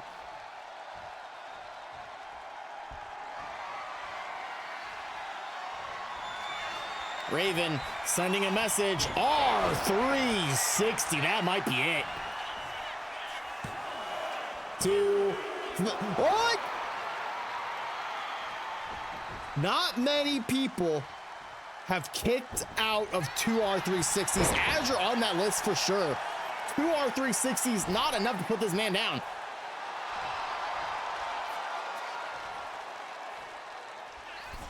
Azure now springing Hurricane Rana. Down goes Raven. Even after getting hit by an R360, he's just still flying around the ring like crazy. Double stomp, coup de grace.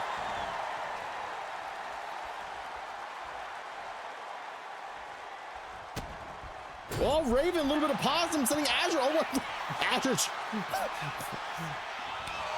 Raven playing a little possum, then Azure responding with his own version of possum.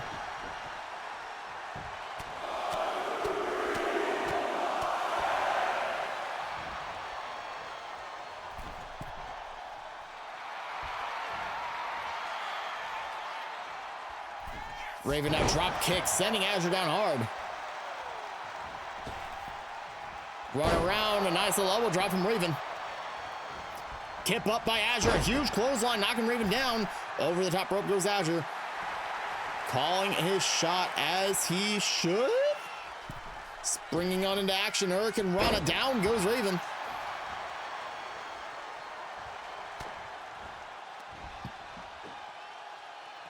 Wow, we go for Poison Rana. Hurricane Rana instead, taking Raven down again.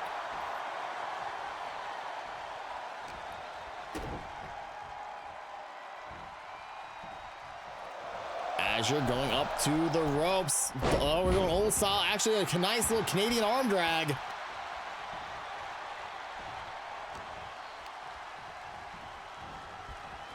Azure going to the top rope. Raven punch to the jaw of Azure.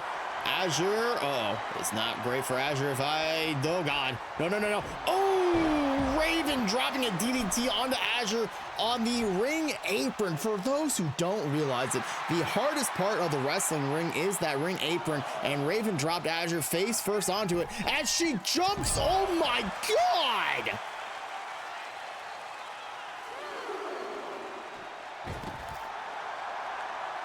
Raven throwing absolutely no caution to her own well-being, just sending herself up to the top rope and jumping out of the ring from that top rope.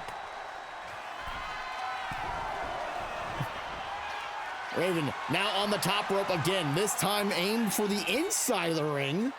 Flying through the air, missed the drop kick. Azure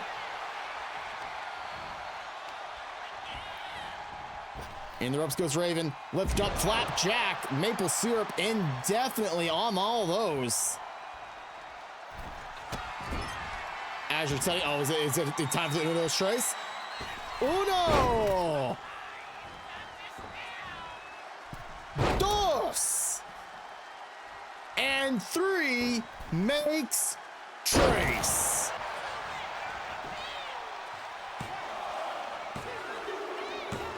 Azure picks up the victory. Absolutely amazing match. Here is your winner, Azure. Holy moly. Raven has going next week, defending the Gifted God title after picking up a loss tonight. Momentum on the side of Azure. This guy's on fire, winning, and winning.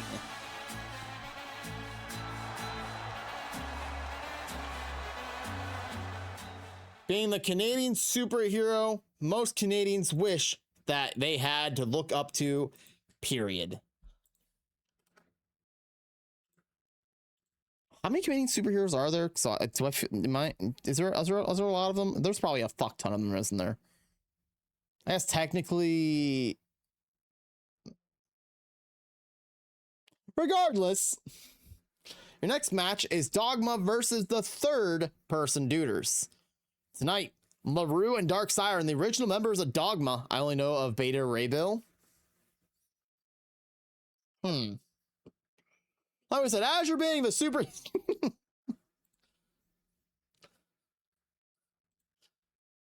Regardless, Dogma gave us another video to look at. Not showing you guys again. Disturbing imagery. We'll tell you everything one more time, but regardless. Dim lighting, concrete floor, no music, ambient hum. Dark Siren stands in front. LaRue slightly behind her, arms folded. No Jared, no Jay Nasty. Very intentional. Siren speaks first. The Duders welcomed urgency. They said control the ring. Next week we prove it. Cut to LaRue. Tornado tag with countouts. No corners to hide in and nowhere to run when the count starts. Back to Siren. Damien and Neok, you're not facing a team, you're facing a system. Every second outside the ring, the referee counts. 1, 2, 3. How long before panic sets in? How long before you realize the champion duders aren't the only ones being hunted? LaRue glances directly into the camera. Urgency doesn't create mistakes, it exposes them. And this week won't be pretty for you two. Dogma versus third-person duders. Now.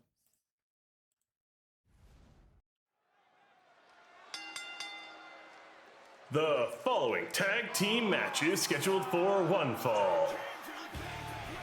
Introducing first, they represent the first-person duders, the team of Dr. Damien and Neok.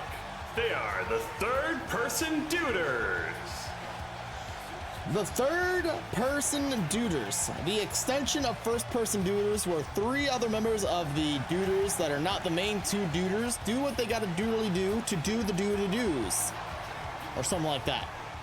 Neok and Dr. Damien, coming back after two devastating injuries, want to prove that the first-person duders didn't really need the extra bodies, but definitely proving that the duders will accept the extra bodies to the fullest extent. Neok and Damien, I don't know if they really realize what they've signed up for in this match. Dogma is not an entity to play with. Dogma is a well, it's a cult. Let's call it what it is. It's a cult. It's just a cult. And we'll get into another cult after this match because we got one other story to tell you guys about.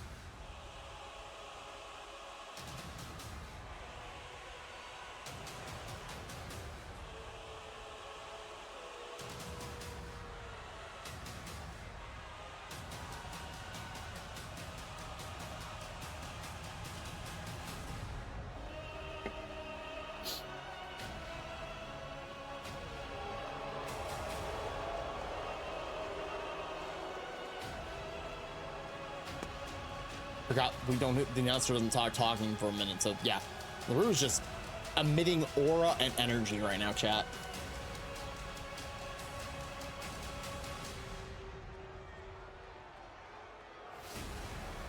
And their opponents. He is your EG MCW champion, the right-hand man. It is LaRue. LaRue has done some very destructive things since EGW went on hiatus.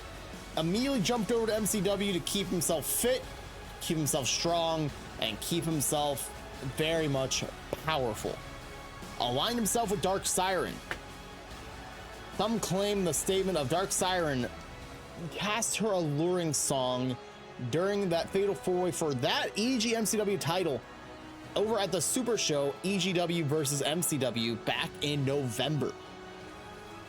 When LaRue jumped ship, he jumped ship right into the arms of Dark Siren. She caressed him, she made sure he felt safe. And now LaRue is in the focal point of destruction.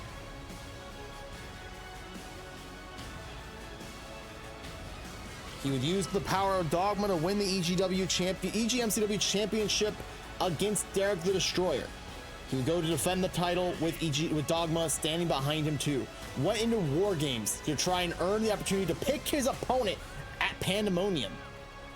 And picked his opponent, he did.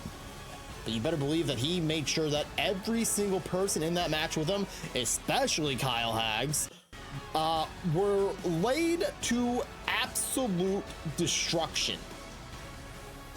I physically do not think a single person who made contact with LaRue in that match back at Lights Out left that match the same. This man had a vendetta. This man had a focus. He was absolutely hurting anyone and everyone that got in his way. Love the hat. It's a perfect hat.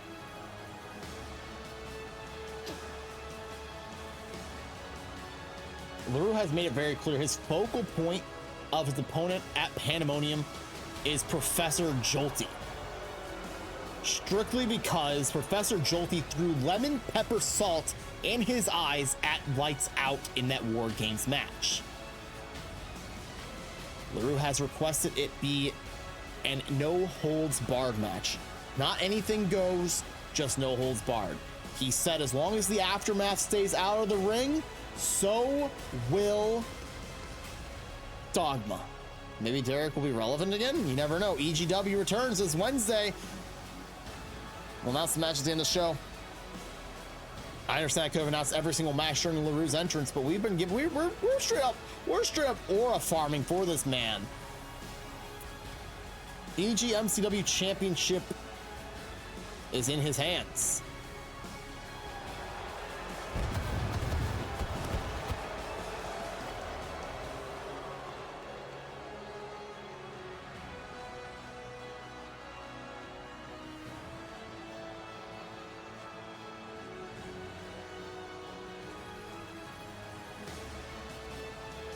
Your fingers better be up, or your tribal right-hand man is ready.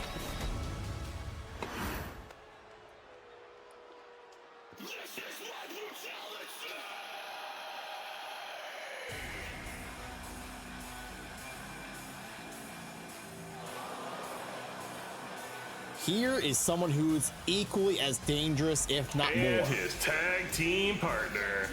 She is the leader of Dogma. It is Dark Siren. Dark Siren has been at the top of MCW before, earning opportunities at the world title left and right. Failed short. She's never really been a part of a group until Dogma came into existence. She spoke the whispers. She did her little tricks, her little twists, her little turns. Manipulating, well, I wouldn't say manipulating, but manipulating the strings of LaRue, Jay Nasty, and Jared. Making sure what they want is what she wants. And what she wants is gold around all of their waists. Lights Out, she helped earn all of Dogma opportunities. LaRue already has the EG MCW Championship. Jared and Jay Nasty go after the MCW World Tag Team titles at Pandemonium. Dark Siren wants to finally become MCW World Champion after 3 long years. This is her best opportunity. This is the strongest we've ever seen Dark Siren, and she is more focused than ever.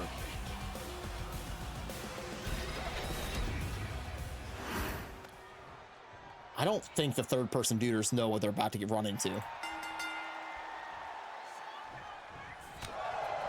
Damien going right after Dark Siren. LaRue right after Neok. Oh, wow. Lifting him up and already slamming him down hard.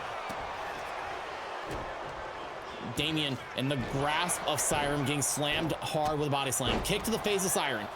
LaRue noticing his leader is in trouble. Suplex by Damien, and look out. LaRue has no issues going after everyone as Dr. Damien springs off the top rope and hits a nice little clothesline. Now being pumped into the ropes.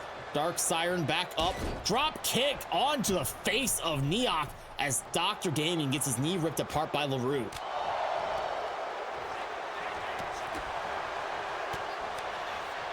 Nice little chop uppercut right to Damien. Neok dodging out of the way of something, taking LaRue down. This is crazy. LaRue, cover your nose. That sock is yellow for a reason, and we have the fear it may or may not be piss.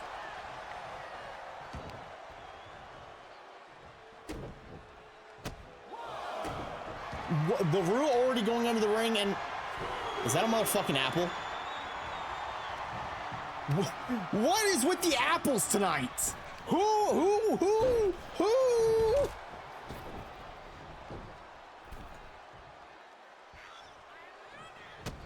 Oh, Dogma is just cornered Dr. Damien. Neok out of the ring. LaRue, oh, LaRue's chasing. LaRue is chasing.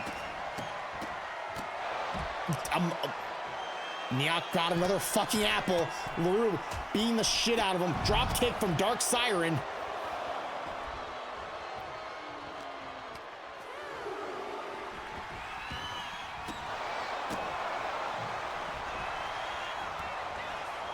Dark Siren just viciously attacking Neok.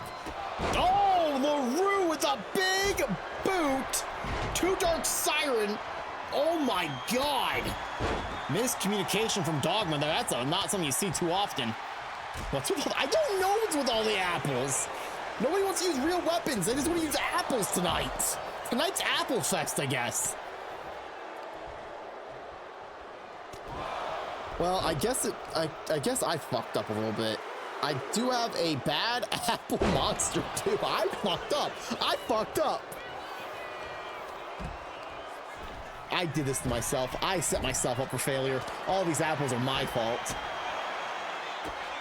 LaRue, huge clothesline off the top rope onto Dr. Damien on the outside of the ring.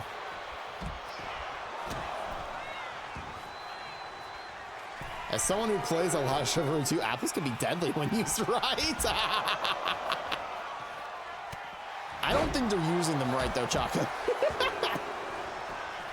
Dark Siren going for the pin. Damien trying to get in to break up the pin, but kick out at 2 is Neok.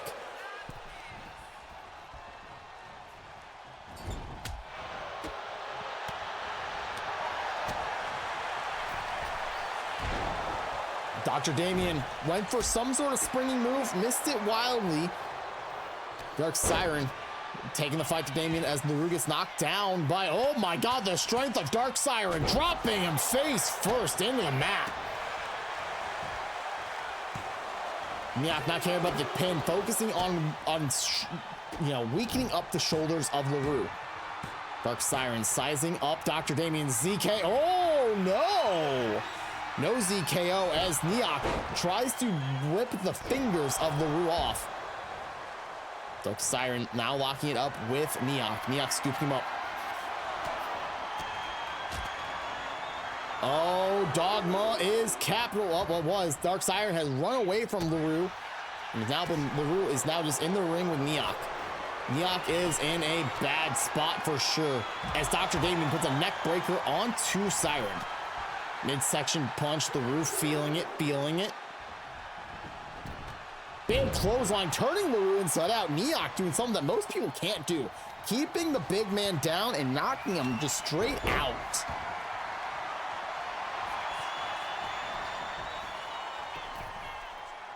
Dr. Damien's nice little roll up is not able to capitalize as well. Cameraman, okay. Neok punching his way out of the grass. Doctor's orders onto Dark Siren. Oh, guillotine choke. LaRue got it. Dr. Damien broke that up immediately. Not letting that guillotine get locked in at all. As Neok, well, I don't know what the hell that was. Dr. Damien dropped off across that top turnbuckle. Neok sending in a flurry of kicks. LaRue backpedaling. Elbow strike onto Damien. Dark Siren putting a beat down on Neok. Dr. Damien lifting up LaRue. LaRue dropped face first in the top turnbuckle. Dr. Damien springboard moonsault off the middle rope. One for a Superman punch was Neok. Dark Siren putting the fight directly into him. And now Dr. Damien suplexing, sending Dark Siren through a loop.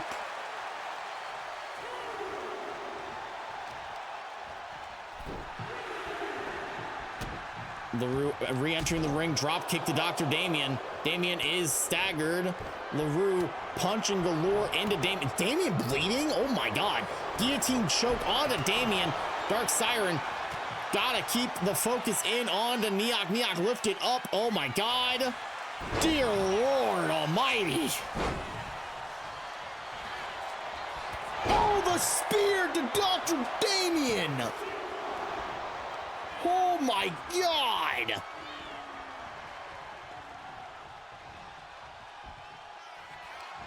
LaRue dragging Dr. Damien to Dark Siren, telling her to pin him. Oh my God! This is what the cult mentality looks Here like! are your winners. And apples! Dogma. Dogma. Such a sad dogma. That ending was disgusting. Dogma.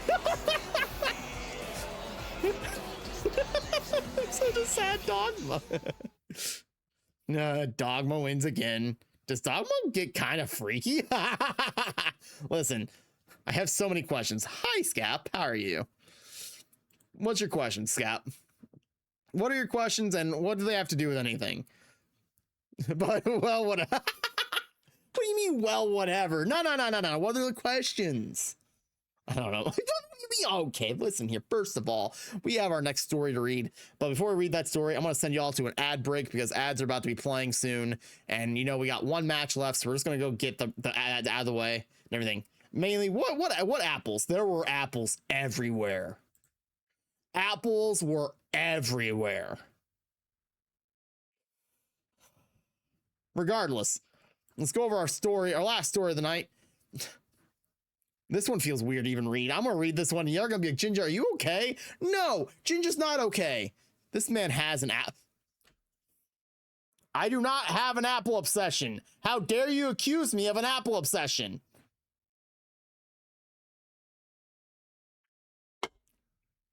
What?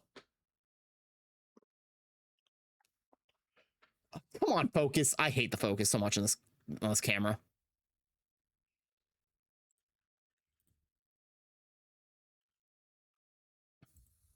Oh yeah, no, the bad apple is super good. Bad apple is super fucking good. It's the apple juice monster with the pretty lady. It's super good. I like this one a lot. Anyway, our backstage crew caught Race and Tormy standing around in matching business casual suits, looking very untrustworthy and up to something, when all of a sudden, Race smiles too wide. Are you tired of losing? Cuts to Tormy, nodding aggressively. Do you want success? Back to Race. At the Commune LLC, we don't just win matches. Tormy leans in. We build family. Race nods seriously. Because at the Commune, both together, incest equals wincest. Freeze frame, sparkle graphic, cut to stock footage of high fives, pink overalls, a pie chart labeled winning. They are filming a recruitment ad for the Commune LLC. Race would continue. It's about unity, commitment, shared vision. And then Tormy cuts in and matching attires. Suddenly, all the infomercial music halts. Static glitches start to happen, which is weird because, you know, we're in reality right now. The screen starts to flicker and everything starts to set back in. Anxiety sloth, Erica, steps into frame wearing her pink overalls. No smile. She stares at them. Race's grin slowly fades. Tormy swallows. Erica starts to speak very calmly. You said family. Looks small compared to what I used to have before I let you two convince me to go corporate. I want a new member. Race tries to recover. We are currently reviewing applications. She cuts him off immediately. You have until next week. Find me someone worthy of wearing pink overalls with, or you have the option of this. If you don't, I'll just have to get the Allfather involved. Dead silence. The words hang heavy. Race and Tormy look at each other, genuine concern now. Erica steps closer, smiling, then walks off. Camera stays on Race and Tormy. Their corporate smiles slowly return, but it's now more forced. Race turns to the camera and says, applications out, now open. I don't care what happened right now, but I'm getting snow, rain, and thunder all at the same time. Who gave meth to Canada? I'm not sure, meme. I'm so sorry you're getting the shit storms hitting on you. But you know what you guys can get? You guys can get an awesome opportunity to help support this channel and the Epilogue community as a whole. Because right now, we are using code Jinja to help us get 20% off of our subscription at the Epilogue Gaming Patreon. Patreon.com/Epilogue Gaming. If you guys want to get a subscription to that channel, make sure to use code Jinja to get 20% off. You get off on every single subscription tier, including the $3 a month NPC tier, which gets you exclusive access to all the Patreon content. Food reviews, lists, articles, other amazing behind the scenes content. Subscribe to the Epilogue Gaming Patreon today. Thank you for doing !Patreon. Jai, if you guys didn't know, Meme won the Epilogue Gaming gifted sub yesterday to, I think it's a month or 2 months of Epilogue Gaming Patreon. So GG's to Meme on winning that. But regardless, it's time for our main events. Main event of the evening. It's a 6-pack challenge qualifying match, triple threat match. AKG versus Kyle Hags versus the unthinkable G-Man. Unpredictable G-Man. Unpredictable G-Man. Not unthinkable, unpredictable. Regardless, that match is now. The following triple threat match is scheduled for one fall and is a Pandemonium 6-pack challenge qualifying match. Introducing first, representing EGW, he is Kyle Hags. Kyle has an immense amount of guts here. 2 weeks ago, this man was busted open, ripped apart, shredded to pieces inside of War Games, walking down the ring under his own power to get into a triple threat match to qualify for the, Pandemonium 6-pack challenge. Announcer definitely has the voice for it. Oh, the announcer has a voice for many things, you know what I'm saying. Kyle knows that he missed his opportunity to be in the world title picture of Pandemonium, but now wants to step up his game and make sure that he's in action at all at Pandemonium.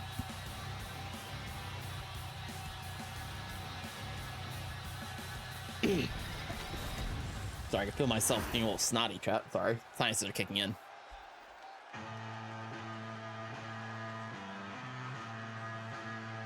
More understanding, Medical has claimed Kyle is 100% with an asterisk. 100% as in all of his cuts and bruises are taken care of. First, he is the Angry Knife of MCW. He is AKG. AKG has been slicing and dicing his way through MCW since night 1.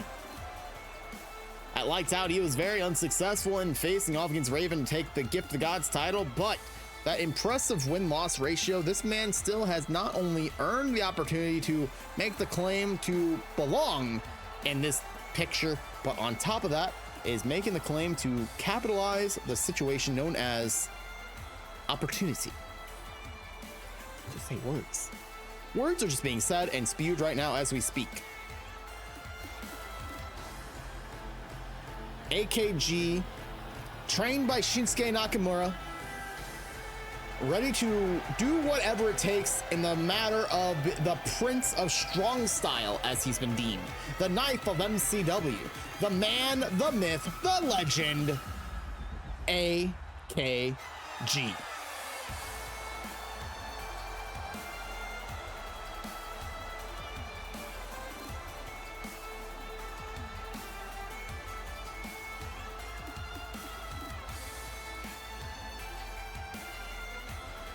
If you missed any of the action here tonight in MCW chat, make sure to peep the YouTube channel to get yourself an opportunity to rewatch, because this goes live on YouTube either tomorrow or Monday. I typically try and get that re-uploaded as fast as possible. It just depends on my motivation, which right now motivation feels a little high, which is weird. I'm scared about that. Might work out after stream. That's a lie. We all know it. And finally, representing the G-Spot, he is the unpredictable G-Man. G-Man has never really had opportunities at the world title. Getting this opportunity right now to go towards the world title at all in a 6-pack challenge feels rare for this man. Just to qualify for this opportunity feels rare for this man. He's always been in the what is deemed as the mid-card titles. I mean, the horizontal dance is a workout, true. G-Man has had the No Limits title. He's had success in many different forms, but the force of destruction this man seems to find himself currently in is questionable. The talks of Raven wanting to distance herself from the G-Spot, this man just seems to still be smiling, as if he's still on top of the world, not realizing that his biggest ally might be turning on him. And if he wins here tonight, he goes into that 6-pack challenge where Mr. Merv, his other ally, is currently in.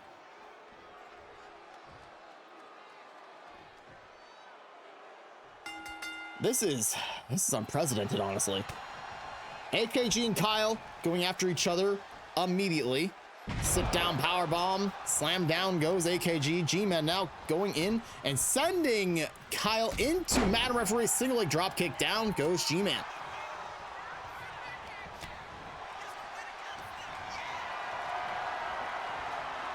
Kyle being lifted up by AKG, shoulder breaker. And now AKG and G-Man sizing each other up and suplex Northern Lights onto G-Man. AKG and G-Man has had a history.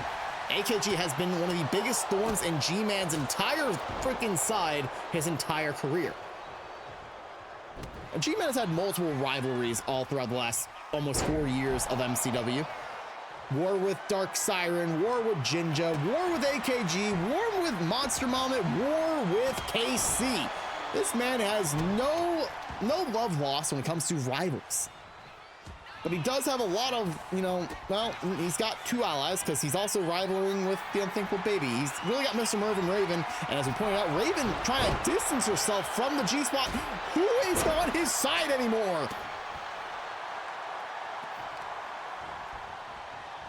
Kyle now focusing in on the fingers of G-Man, stomping away as AKG. Thank you, AKG, for not getting an apple.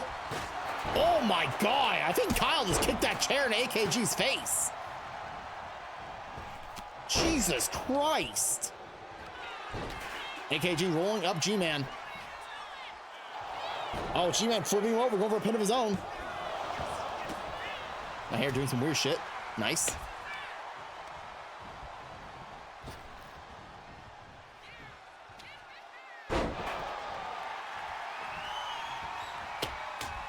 G-Man slapping Kyle slapping the kendo stick out of the hands of G-Man.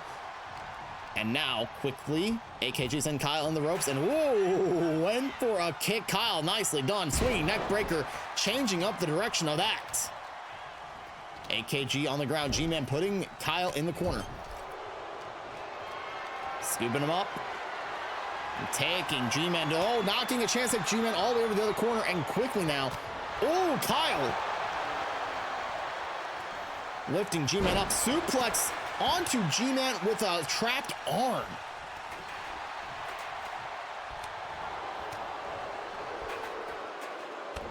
G-Man hitting a backbreaker onto AKG. Now going for a pin, forearm shoved.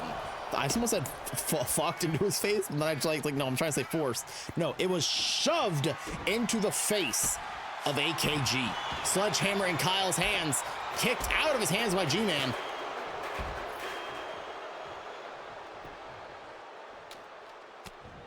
Fucked right up in his face.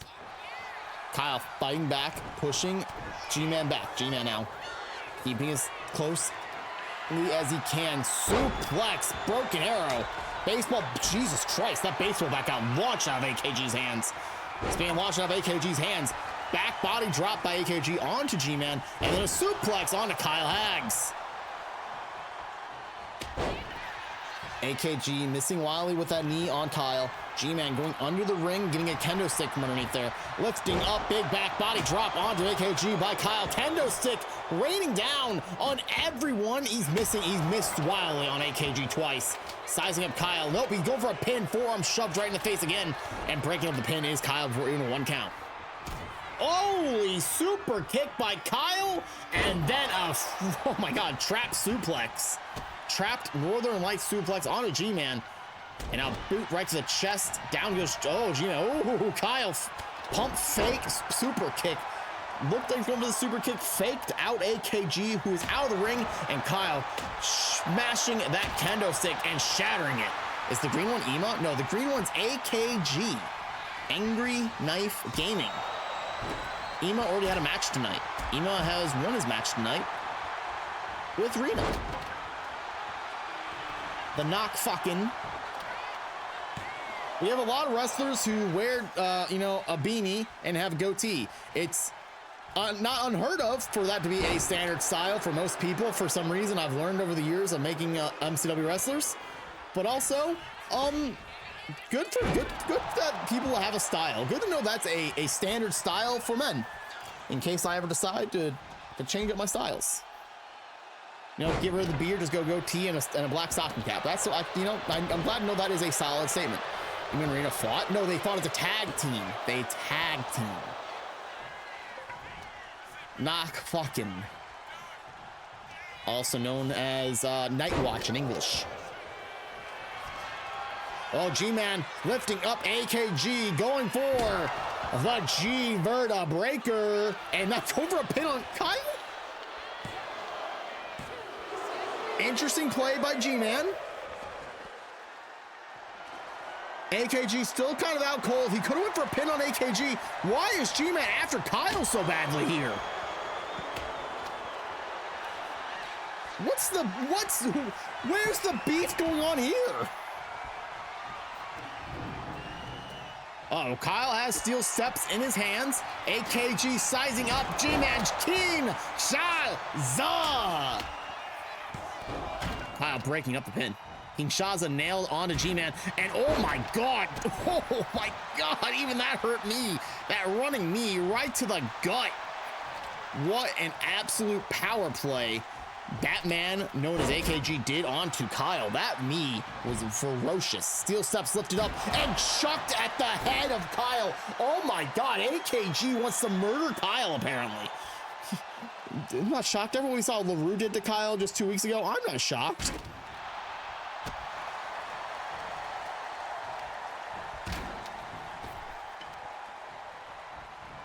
Kyle in the grasp of AKG's shoulder, wrapped up, elbow gotten out of it. Ooh, went for the super kick again, but quickly the pump fake again. AKG lifted up by G-Man. Drops across the top turnbuckle face first. Not exposed, so it did do damage still, because you gotta remember that top turnbuckle is not a lot of padding. That is a pure metal turnbuckle underneath that padding. Kyle, super kick to the knee. Driving. Oh! Vicious knee strike to the back of the head of G-Man. G-Man got the front of his head hit in with a Kinshaza. Now the back of his head hit in by the Kaizo victory.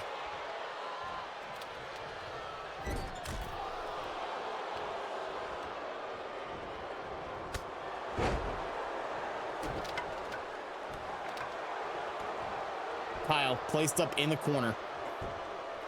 AKG rolled out of the way. G-Man locking in with Kyle. Putting him on the ropes. Oh, no, sorry. Just driving a knee in the back of G-Man, knocking him down, now mounting him, scooping his hips around. Perfectly done suplex. AKG, oh my God, threw a bat at Kyle's head.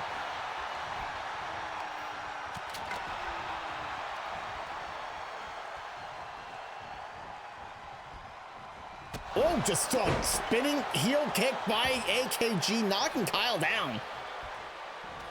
And now G-Berta breaker. Kyle is up and ready to break up that pin immediately. Oh my God. This man is wild. Oh, there it is. That knee to the back of the head again. What is Kyle playing here, though?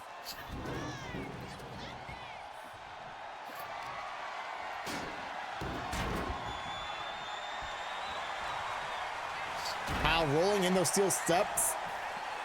AKG trying to get a pin on G-Man. Quickly though, broken up by Kyle. Kyle sizing AKG up. Kyle is busted wide open, suplexing AKG. Now on to G-Man. Punched him in the spine and now sending him into the ropes. G-Man dodging out of the way of a back elbow. Dodging again of Kyle. Look at this. G-Man with these kicks galore. Forearm strike, knocking Kyle down. G-Man sending email in the ropes. Not email. My God, now I'm saying it's email. God damn it. AKG in the ropes. A nice little axe kick, knocking down AKG. It's my own fault. I was starting to prep and really figure out who we're gonna raid after this match. I saw email was live, but he's not live anymore, so I'm like, well, never mind. G-Man knocking AKG out of the ring with a clothesline.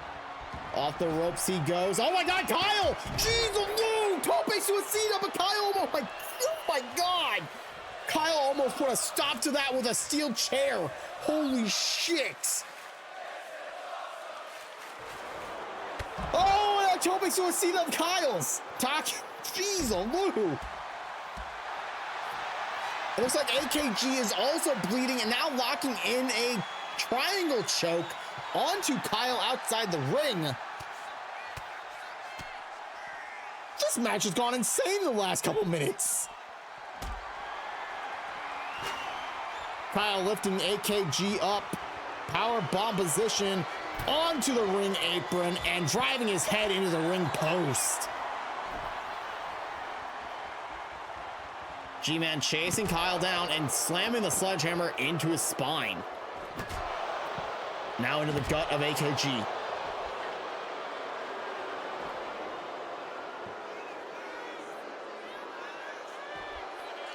AKG is up, locking in with G-Man. Kyle sending the fight right to both of them, slapping them both at the same time, one single slap. Kyle looks like he's ready to fight G-Man. G-Man with a chop. G-Man getting launched over by a hip toss by Kyle. AKG back in the ring. Kyle stepping on the face and a king! Shanza! Kyle is out cold. Oh, is he sizing him up for a second one?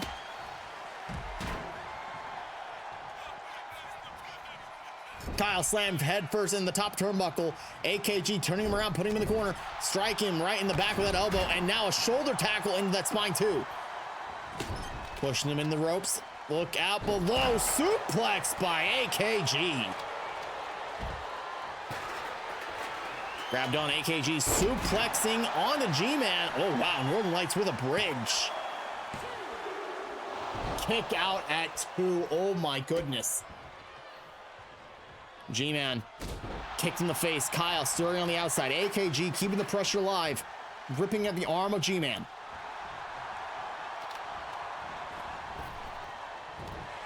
Axe handle, standing. Taking down G-Man, dodging the ways AKG, trying to do something. G-Man bumping into Kyle and AKG at the same time. Neck breaker on AKG. Sledgehammer in the hands of Kyle. Kick and a sledgehammer to the spine of G-Man. Down goes the unpredictable one. Sledgehammer into AKG, slamming it down hard. Look at Kyle going for a pin. AKG bleeding like a stuffed pig. Rolled out of the way is Kyle. Midsection kick to G-Man. Kyle up and down, neck breaker onto G-Man, sledgehammer to the spine of Kyle and throwing it on top of him too. Baseball bat in the hand of AKG, slamming into the shoulder. AKG going for the pin on G-Man. AKG goes to the 6-pack challenge. Here is your winner. Holy moly. AKG. Lackluster finish to what seemed to be an absolute barn burner of a match. Great match overall, but that finish felt a little off. Regardless, ladies and gentlemen, MCW has brought to you live once again. Regardless, thank you all so much. Let's go into the announce booth real quick.